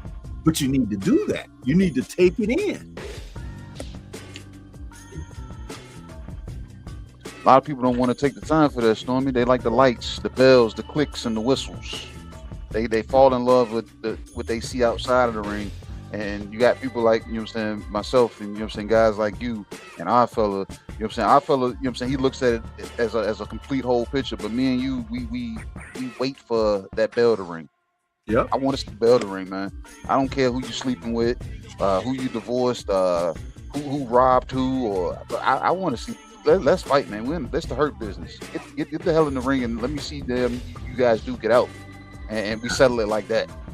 Absolutely, man. Erase that guy's name like that. Like I was telling. I was talking to 503 the other day. You know what I'm saying, Stormy, and it's like I talk about, you know what I'm saying, us as a people, we talk about, you know what I'm saying, race a lot. You know what I'm saying? But I'm like this. I'm like, I understand that, and I understand people say things and they do things. But isn't this the hurt business? We got to list the services of a fighter that can, you know what I'm saying, close their mouth and get them excommunicado. Because if we do that, that person's bag is not going to be as big. They're not going to, you know what I'm saying, they're not going to make the money that they were making. People are not going to rush to be fans of certain people if you demolish them properly. If you stump them out and you don't have to knock them out. If you beat them the fuck up, and I mean that, beat them the fuck up, the steam that they had damn diminishes. Any damn thing they say racist or anything do after that, it comes off as a whisper. But we won't enlist the services of somebody that can go in there and be that eraser and get those guys up out of the boxing. We're not gonna get them up out of it by, I guess, just talking about it.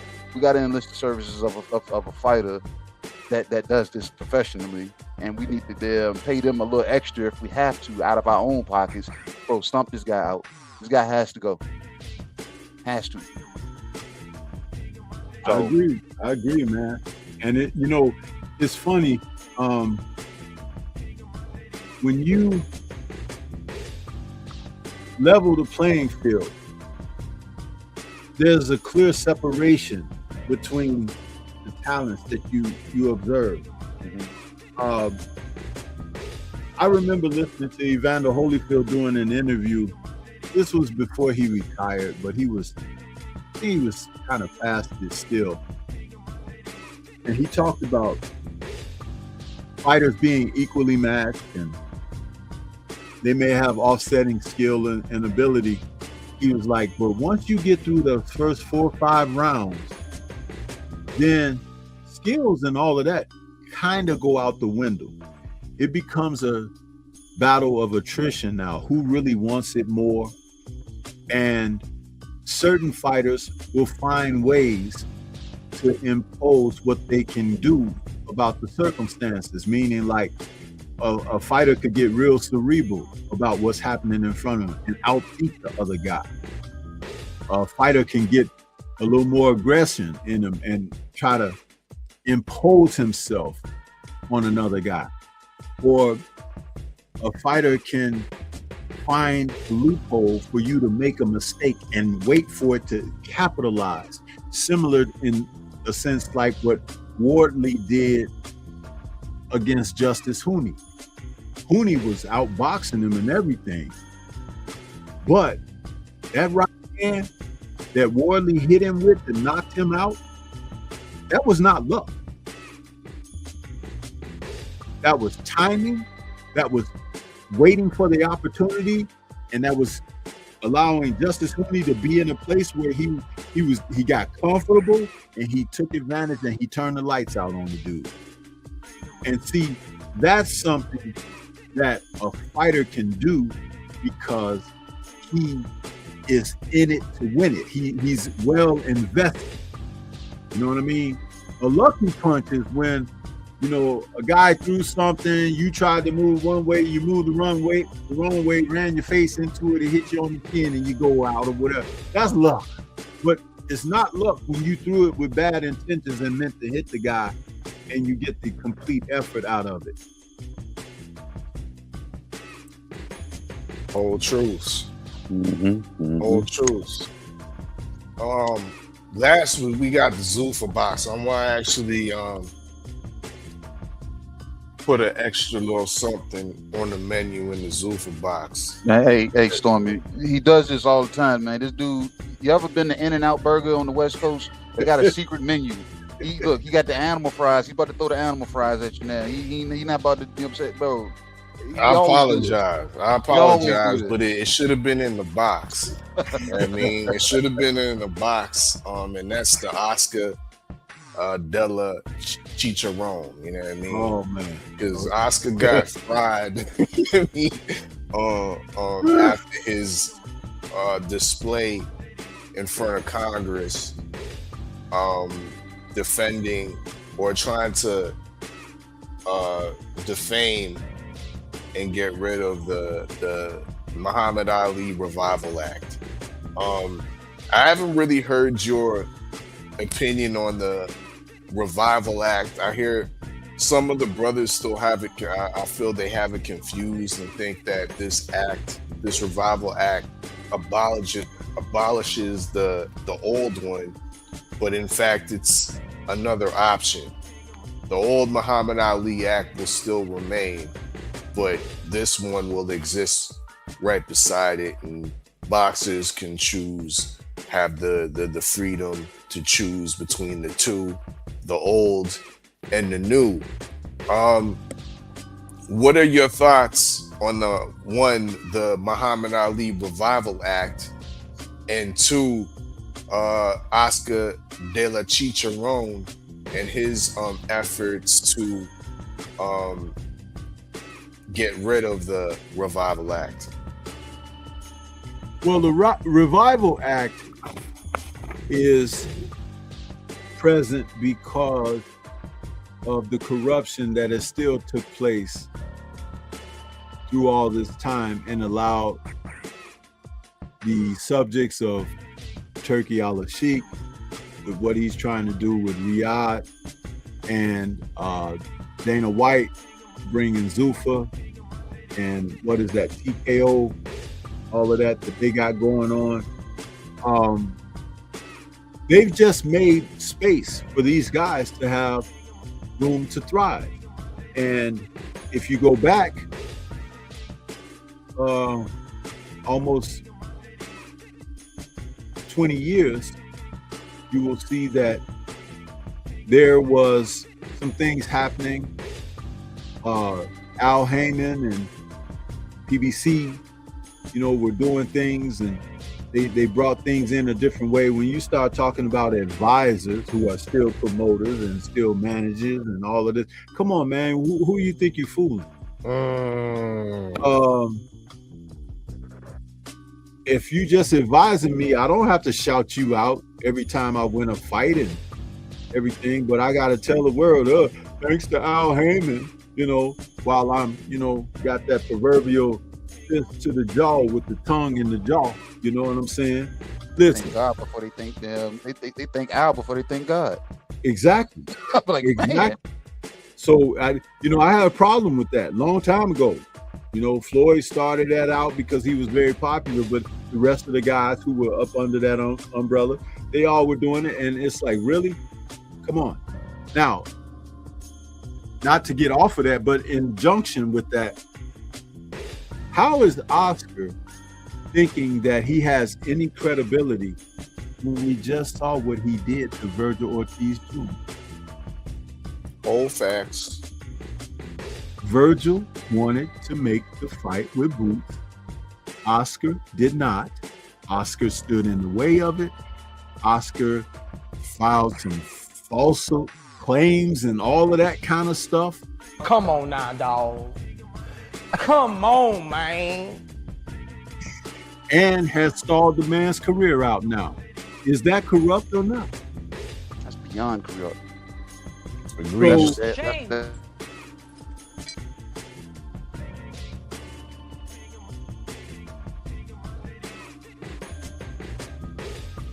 And tell those people with a straight face what Dana White and these others are doing that are bad for the sport. How many SA cases has Oscar had in his career? Really? Y'all can actually check on usualsuspect6.com. We have that documented on the Boxing Dirty page. Yeah. I mean, come on. So, you know, that's kind of like listening to a drunk try to read a book. Huh? Nobody want to hear that mess. So that's how I feel about that. But, you know, I don't even talk those aspects of boxing too much because I could get real deep and offensive in all of them. You know what I'm saying? But it's like my common sense elevates me to a point where it's all noise to me when they start. But like I just pointed out, Oscar would really go before a board and try to represent the sport when he just messed up a young man's career. Presently, if he were good for boxing, he wouldn't have stood in the way of that man having that match. Nope. If Dana White was making the fight would be already coming up, wouldn't he? That's the difference. We're not talking about paydays because that's not the most important thing, especially to certain fighters. You know, they'll give you this thing like you'll miss out on this big bag. Everybody doesn't get the big bag anyway. They never did. Did Marvin Hagler ever match Sugar Ray Leonard's career earnings? Hell no. But is Marvin Hagler the best middleweight? Hell yeah. Facts. Floyd Mayweather may have made more money than anybody, but Roy Jones was the best of the decade. He ain't lying. You see what I'm saying? So when you start putting these things together, you realize that they be pulling your chain. The only thing is where do you have that noose where it get tight?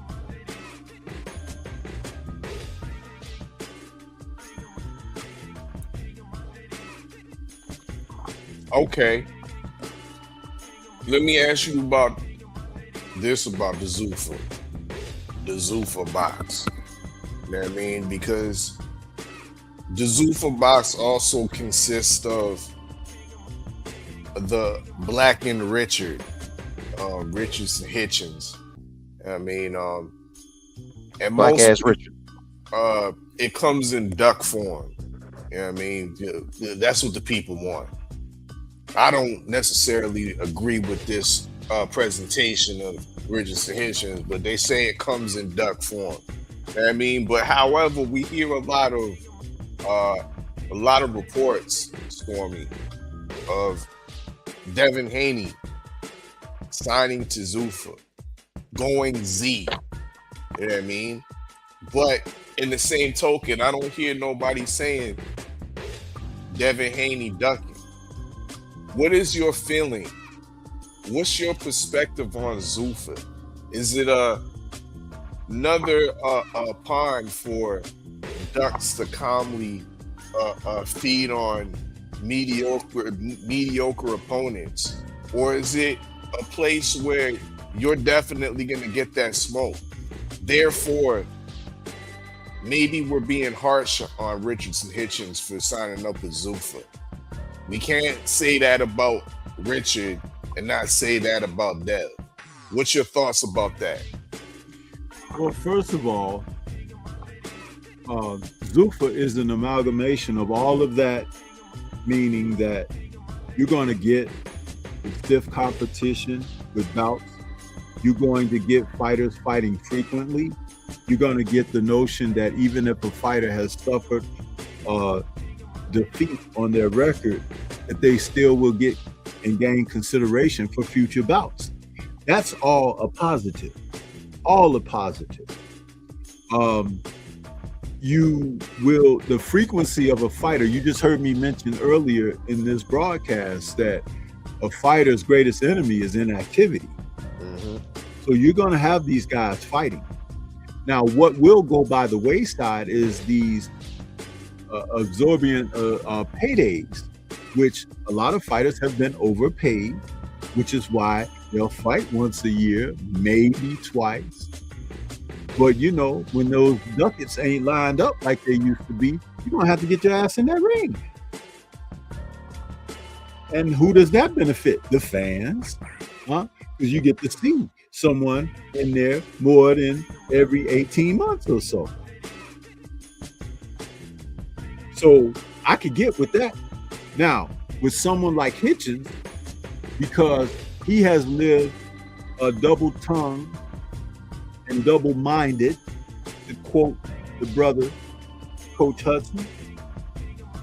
He's lived that, but now he done leaped right out of the floured plate into the grease. Huh? And you think he dark now, huh? But he about to be a little extra crispy over there. Because people like him, they won't be the ones rising to the top. In fact, they'll be toppled over, because this is where men meet men. There's no place to run. There's no place to hide. And Dana, like he said about Oscar, Frank, Ed, Ben Shalom, all of them, he said it's like beating up babies. Huh? That's what it's going to be for guys like Richardson Hitchens. He should have taken the opportunities to face certain fighters prior to now, because it would have made him battle tested. Because he elected to go the opposite route, like his friends Shakur and Keyshawn and all of those guys. He's getting ready to find out the truth about boxing, and that's a good thing for us, because some of us have been waiting on that. And you have a whole slew of guys who will never think to go to Zuffa. They may be forced into it, but they will never think to do it, because they're trying to hold the fort. They're trying to stay in the appearance of being solid when they're not. Devin going over there is just fulfilling his dossier. Huh? He has been an independent. He has worked with everyone in PBC, Top Rank, Matchroom.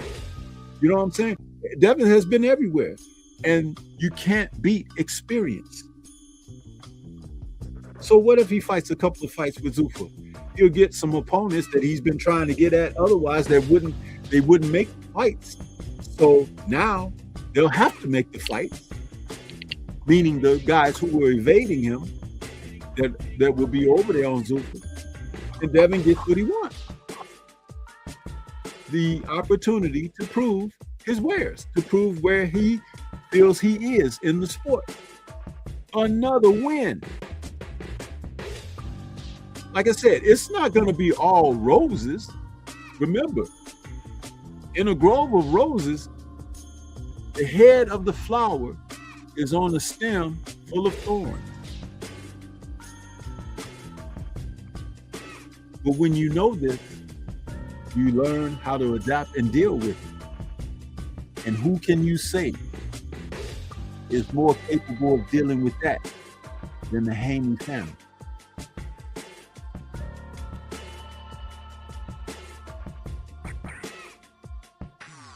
Indeed.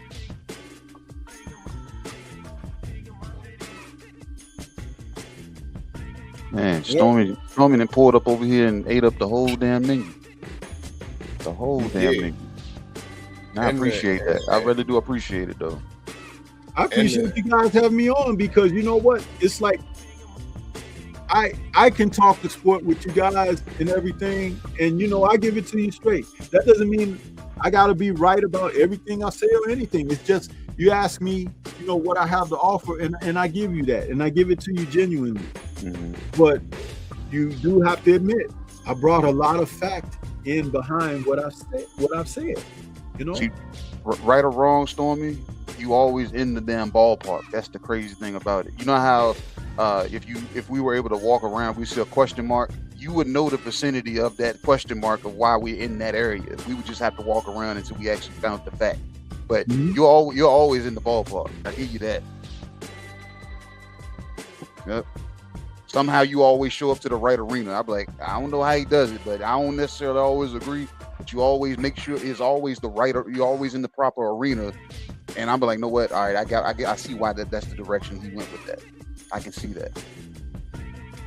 You know, working in the gym and as a coach and a mentor, because I've done all three. You have to find ways to get through to your subjects. And it has always been my philosophy that in order to be complete in doing this, you have to have the ability to reach that particular subject because everybody's not the same. No. And as I've done on my Tuesday Tussle, I talked about the 5-dimensional fighter. Well, we have 5 basic characteristic traits of personalities in man. Now, a person can be a combination of one and more, but there's basically 5. When you understand the dynamic of that and how it works, there is always a way to communicate to the subject that you're working with. In other words, find that way to reach that party. I've done that for many years. I've been successful and I've been unsuccessful. But the overall concept and the understanding of how it takes place has been something that I have tried to master. Because everybody ain't gonna make it. But the whole point is to be in that number to make it. It doesn't matter if you leading the line or you're bringing up the rear or somewhere in the middle of the crowd. The whole point is to be in the number. Don't miss the train. And that's how I operate.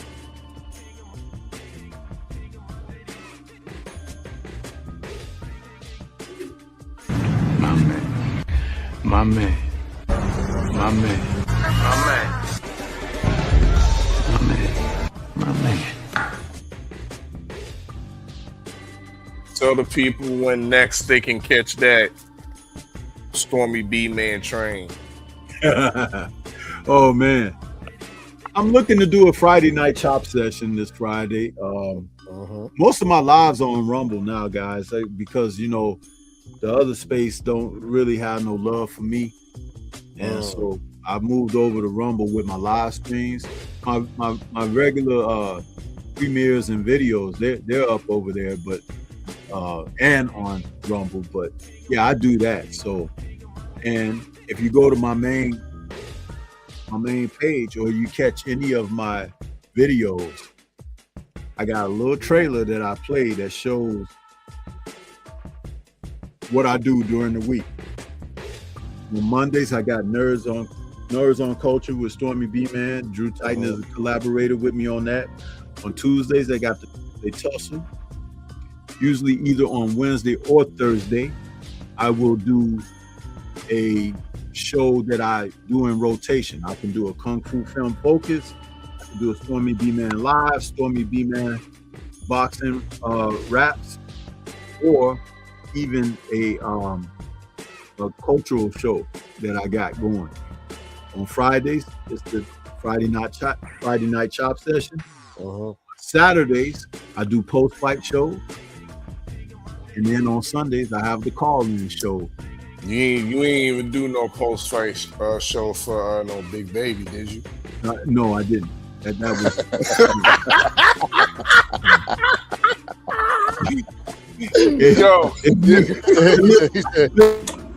do not care. Listen, y'all laughing. This is what would have been an interpret post-fight show for Big Baby if Stormy B Man was gonna do a post-fight show for him. You just had somebody on air, not on camera, passing gas in the wind over the mic. Oh man. That's about the size of that, huh? I fell asleep on that foolishness, man. I think I saw the first 2.5 rounds and I was gone. And I didn't miss a lick. I'm like, okay, cool. I did hear him say some stuff about Wilder and everything. I'm like, come on, really, dude?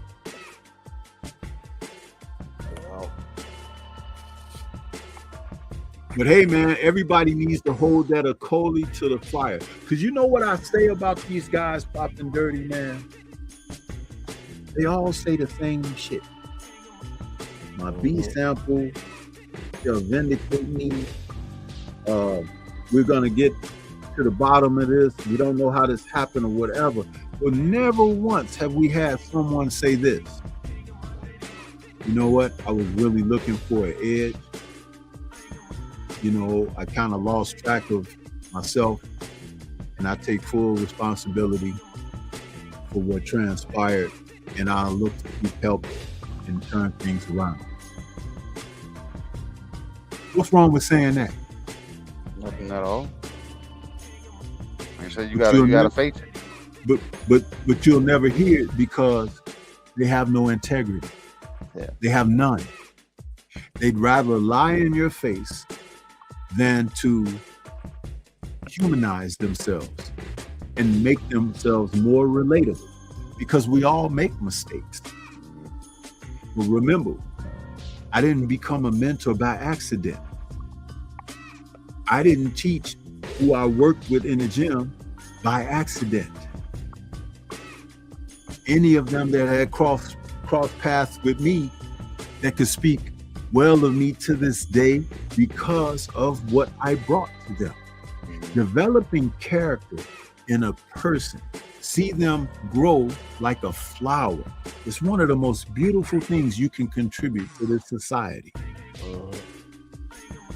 That's what I try to do every single outing on my channel with what I do. That's what I try to bring. I don't have time for foolishness. And look, if they not gonna catch it from you, you know what I'm saying?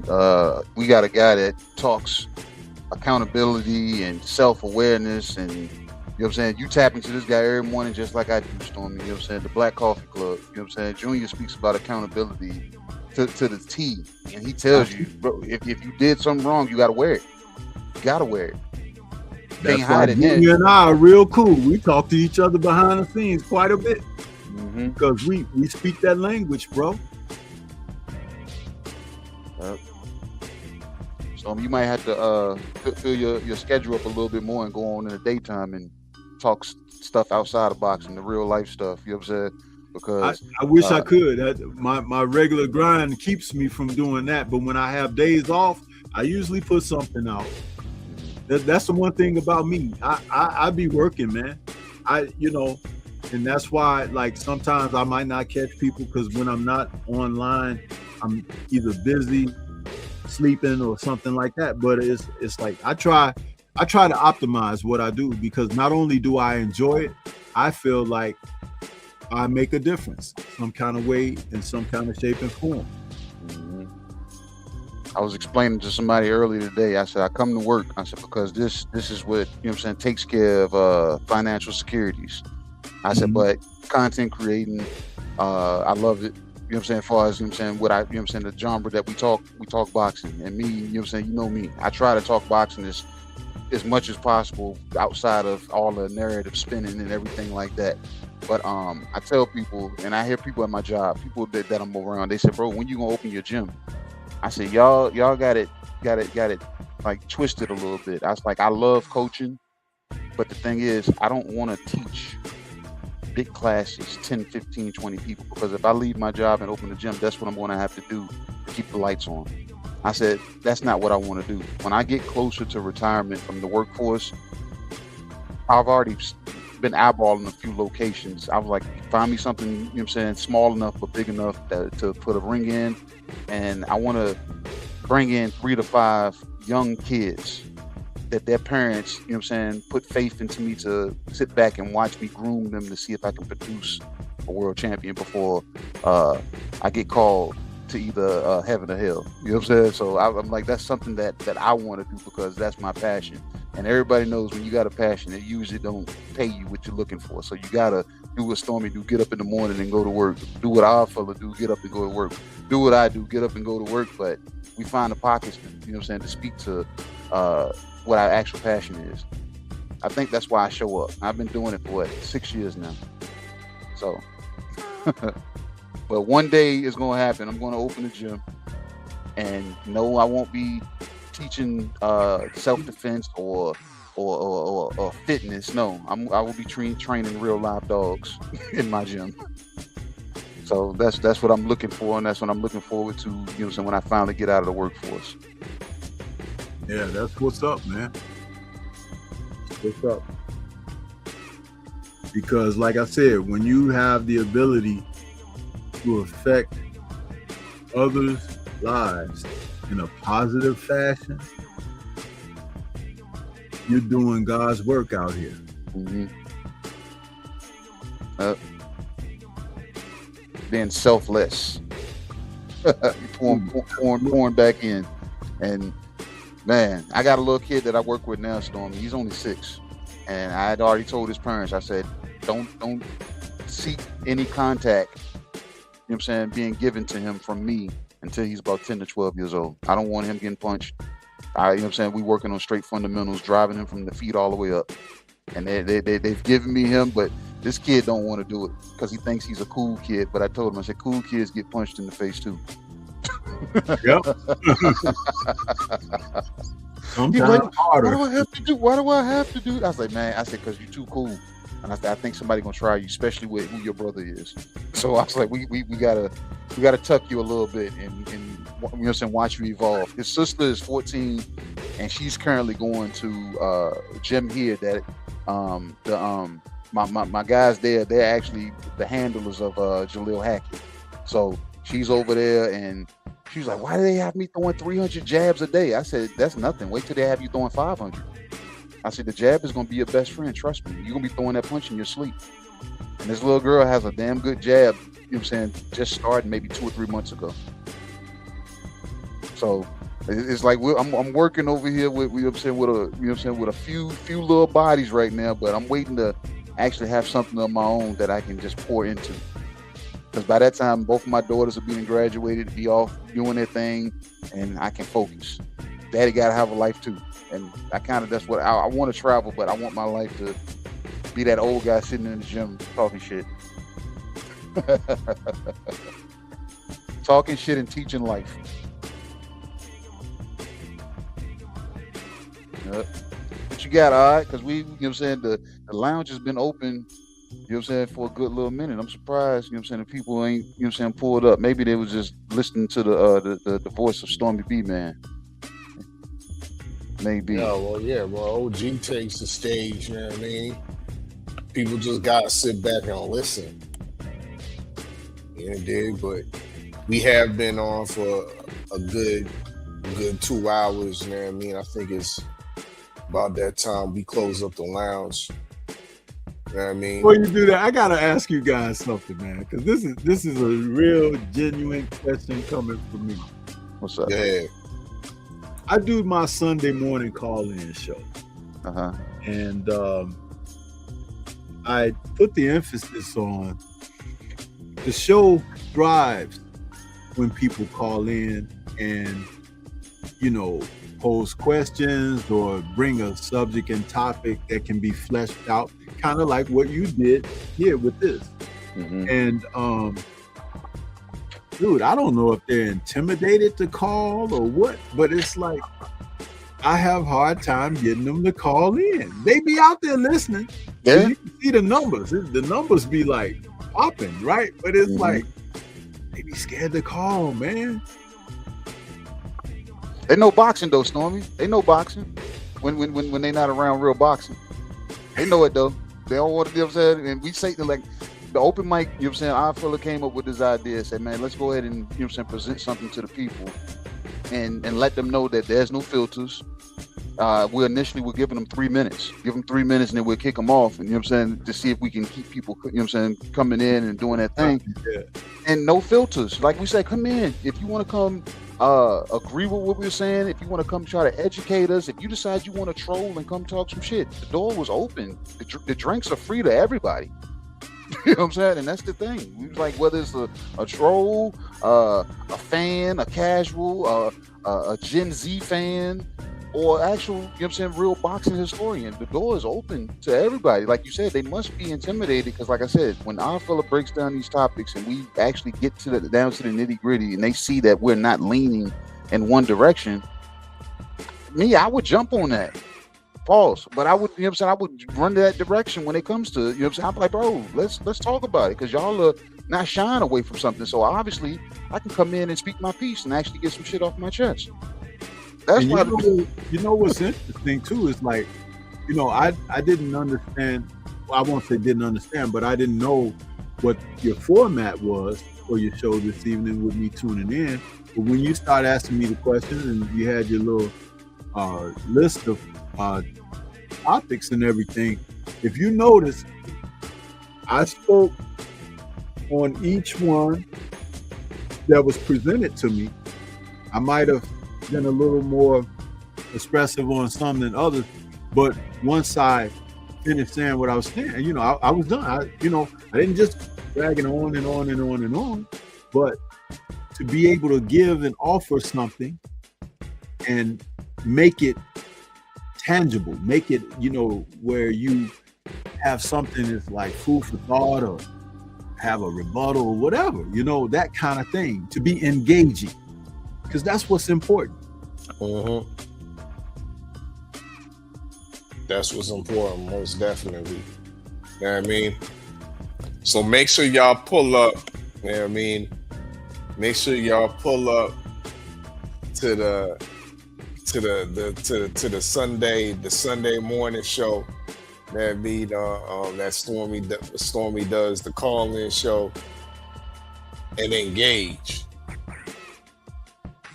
Yeah, and engage over here too.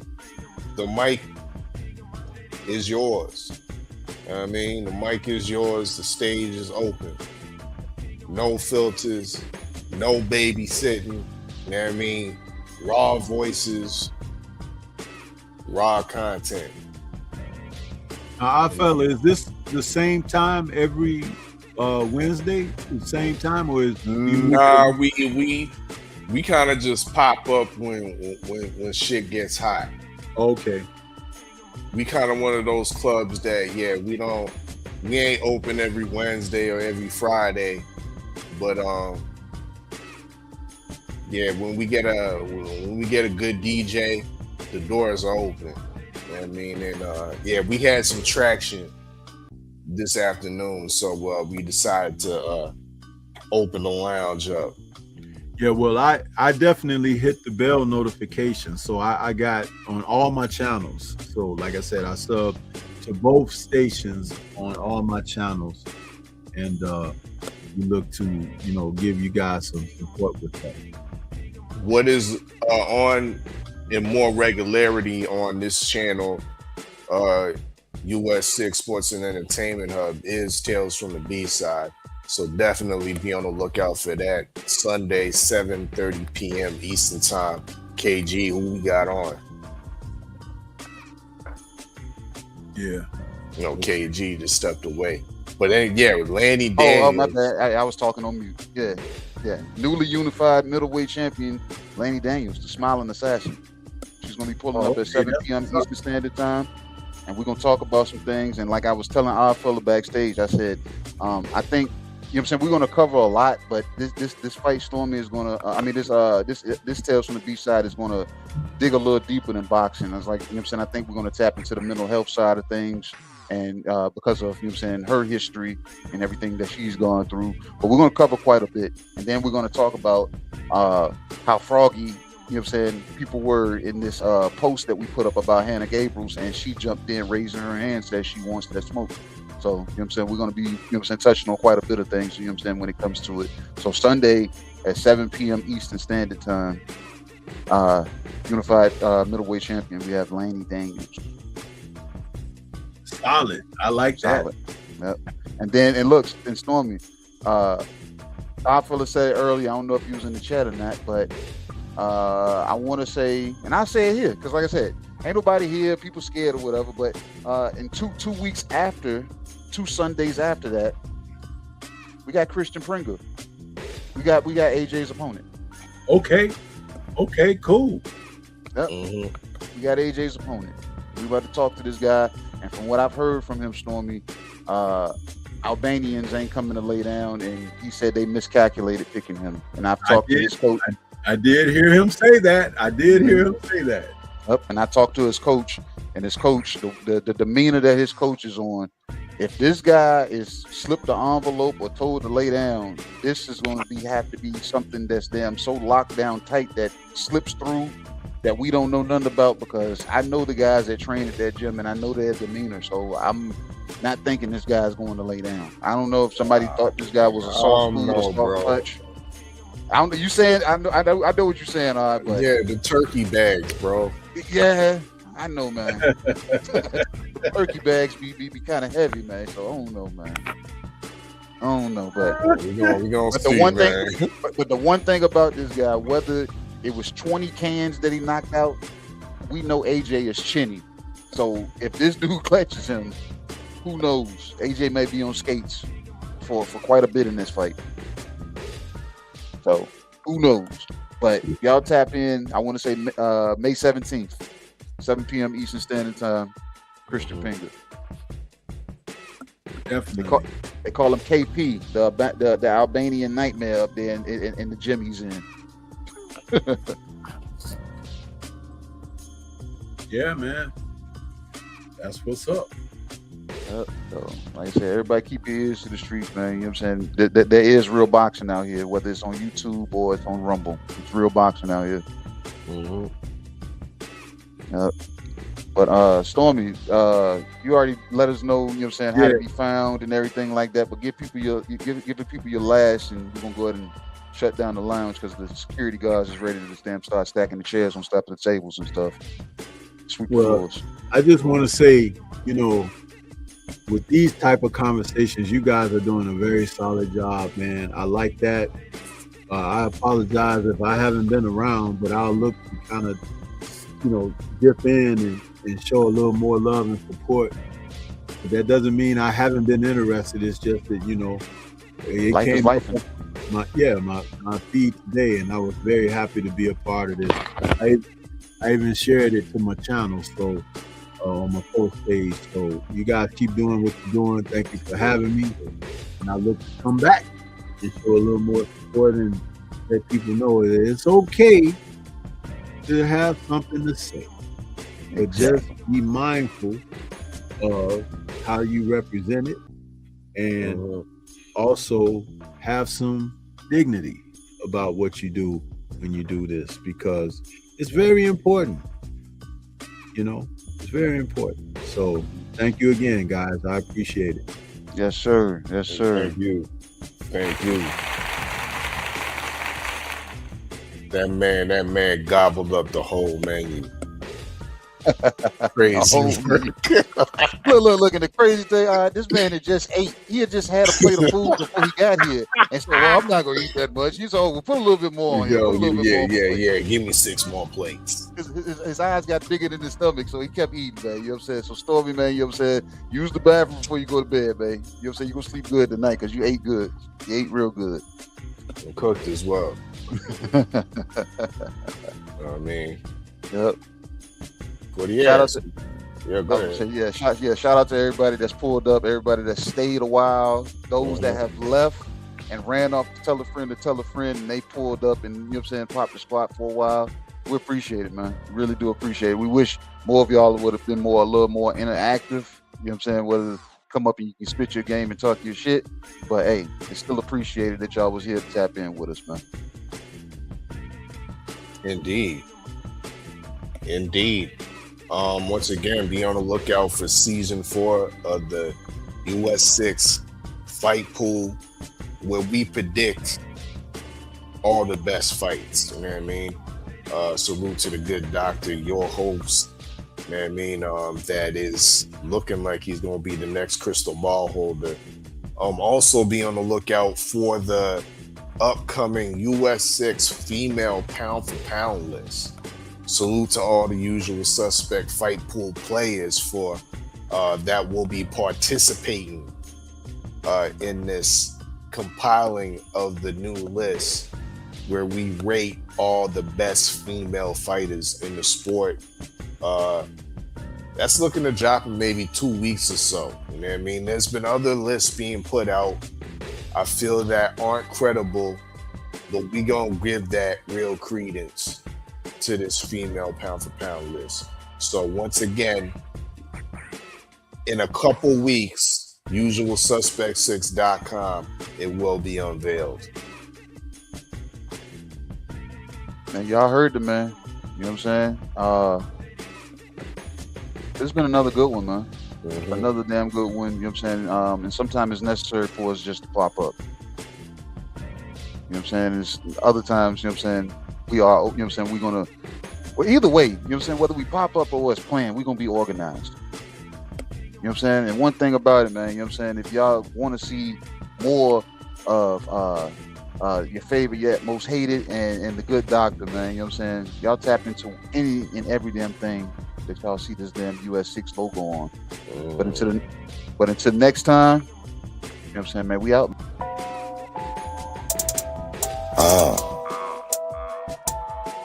All right. Yeah. A nigga wake up before I even bake up. It's 100 on the floor for the take up. You niggas ain't us, you ain't us. Looking for a Mark Jacobs, my bros got better. Time to get my cake up. You niggas hate us, cool. My people's heinous. Haney left jab, left Vegas. Grand Nagus. Feeding all you male betas. We the fly lions, cause we back to selling elevators. Self-made, cause the streets ain't really never made us. Who wanna tame us? We're making them the most latest, the most haters. Oddfella, your favorite. I drop the visual just to entertain us. I'm living on the beat, you can hear the anguish. I write stupid, but think of the flow brainless. I comatose your folk, remain nameless. Me rusty, Jay still remain stainless.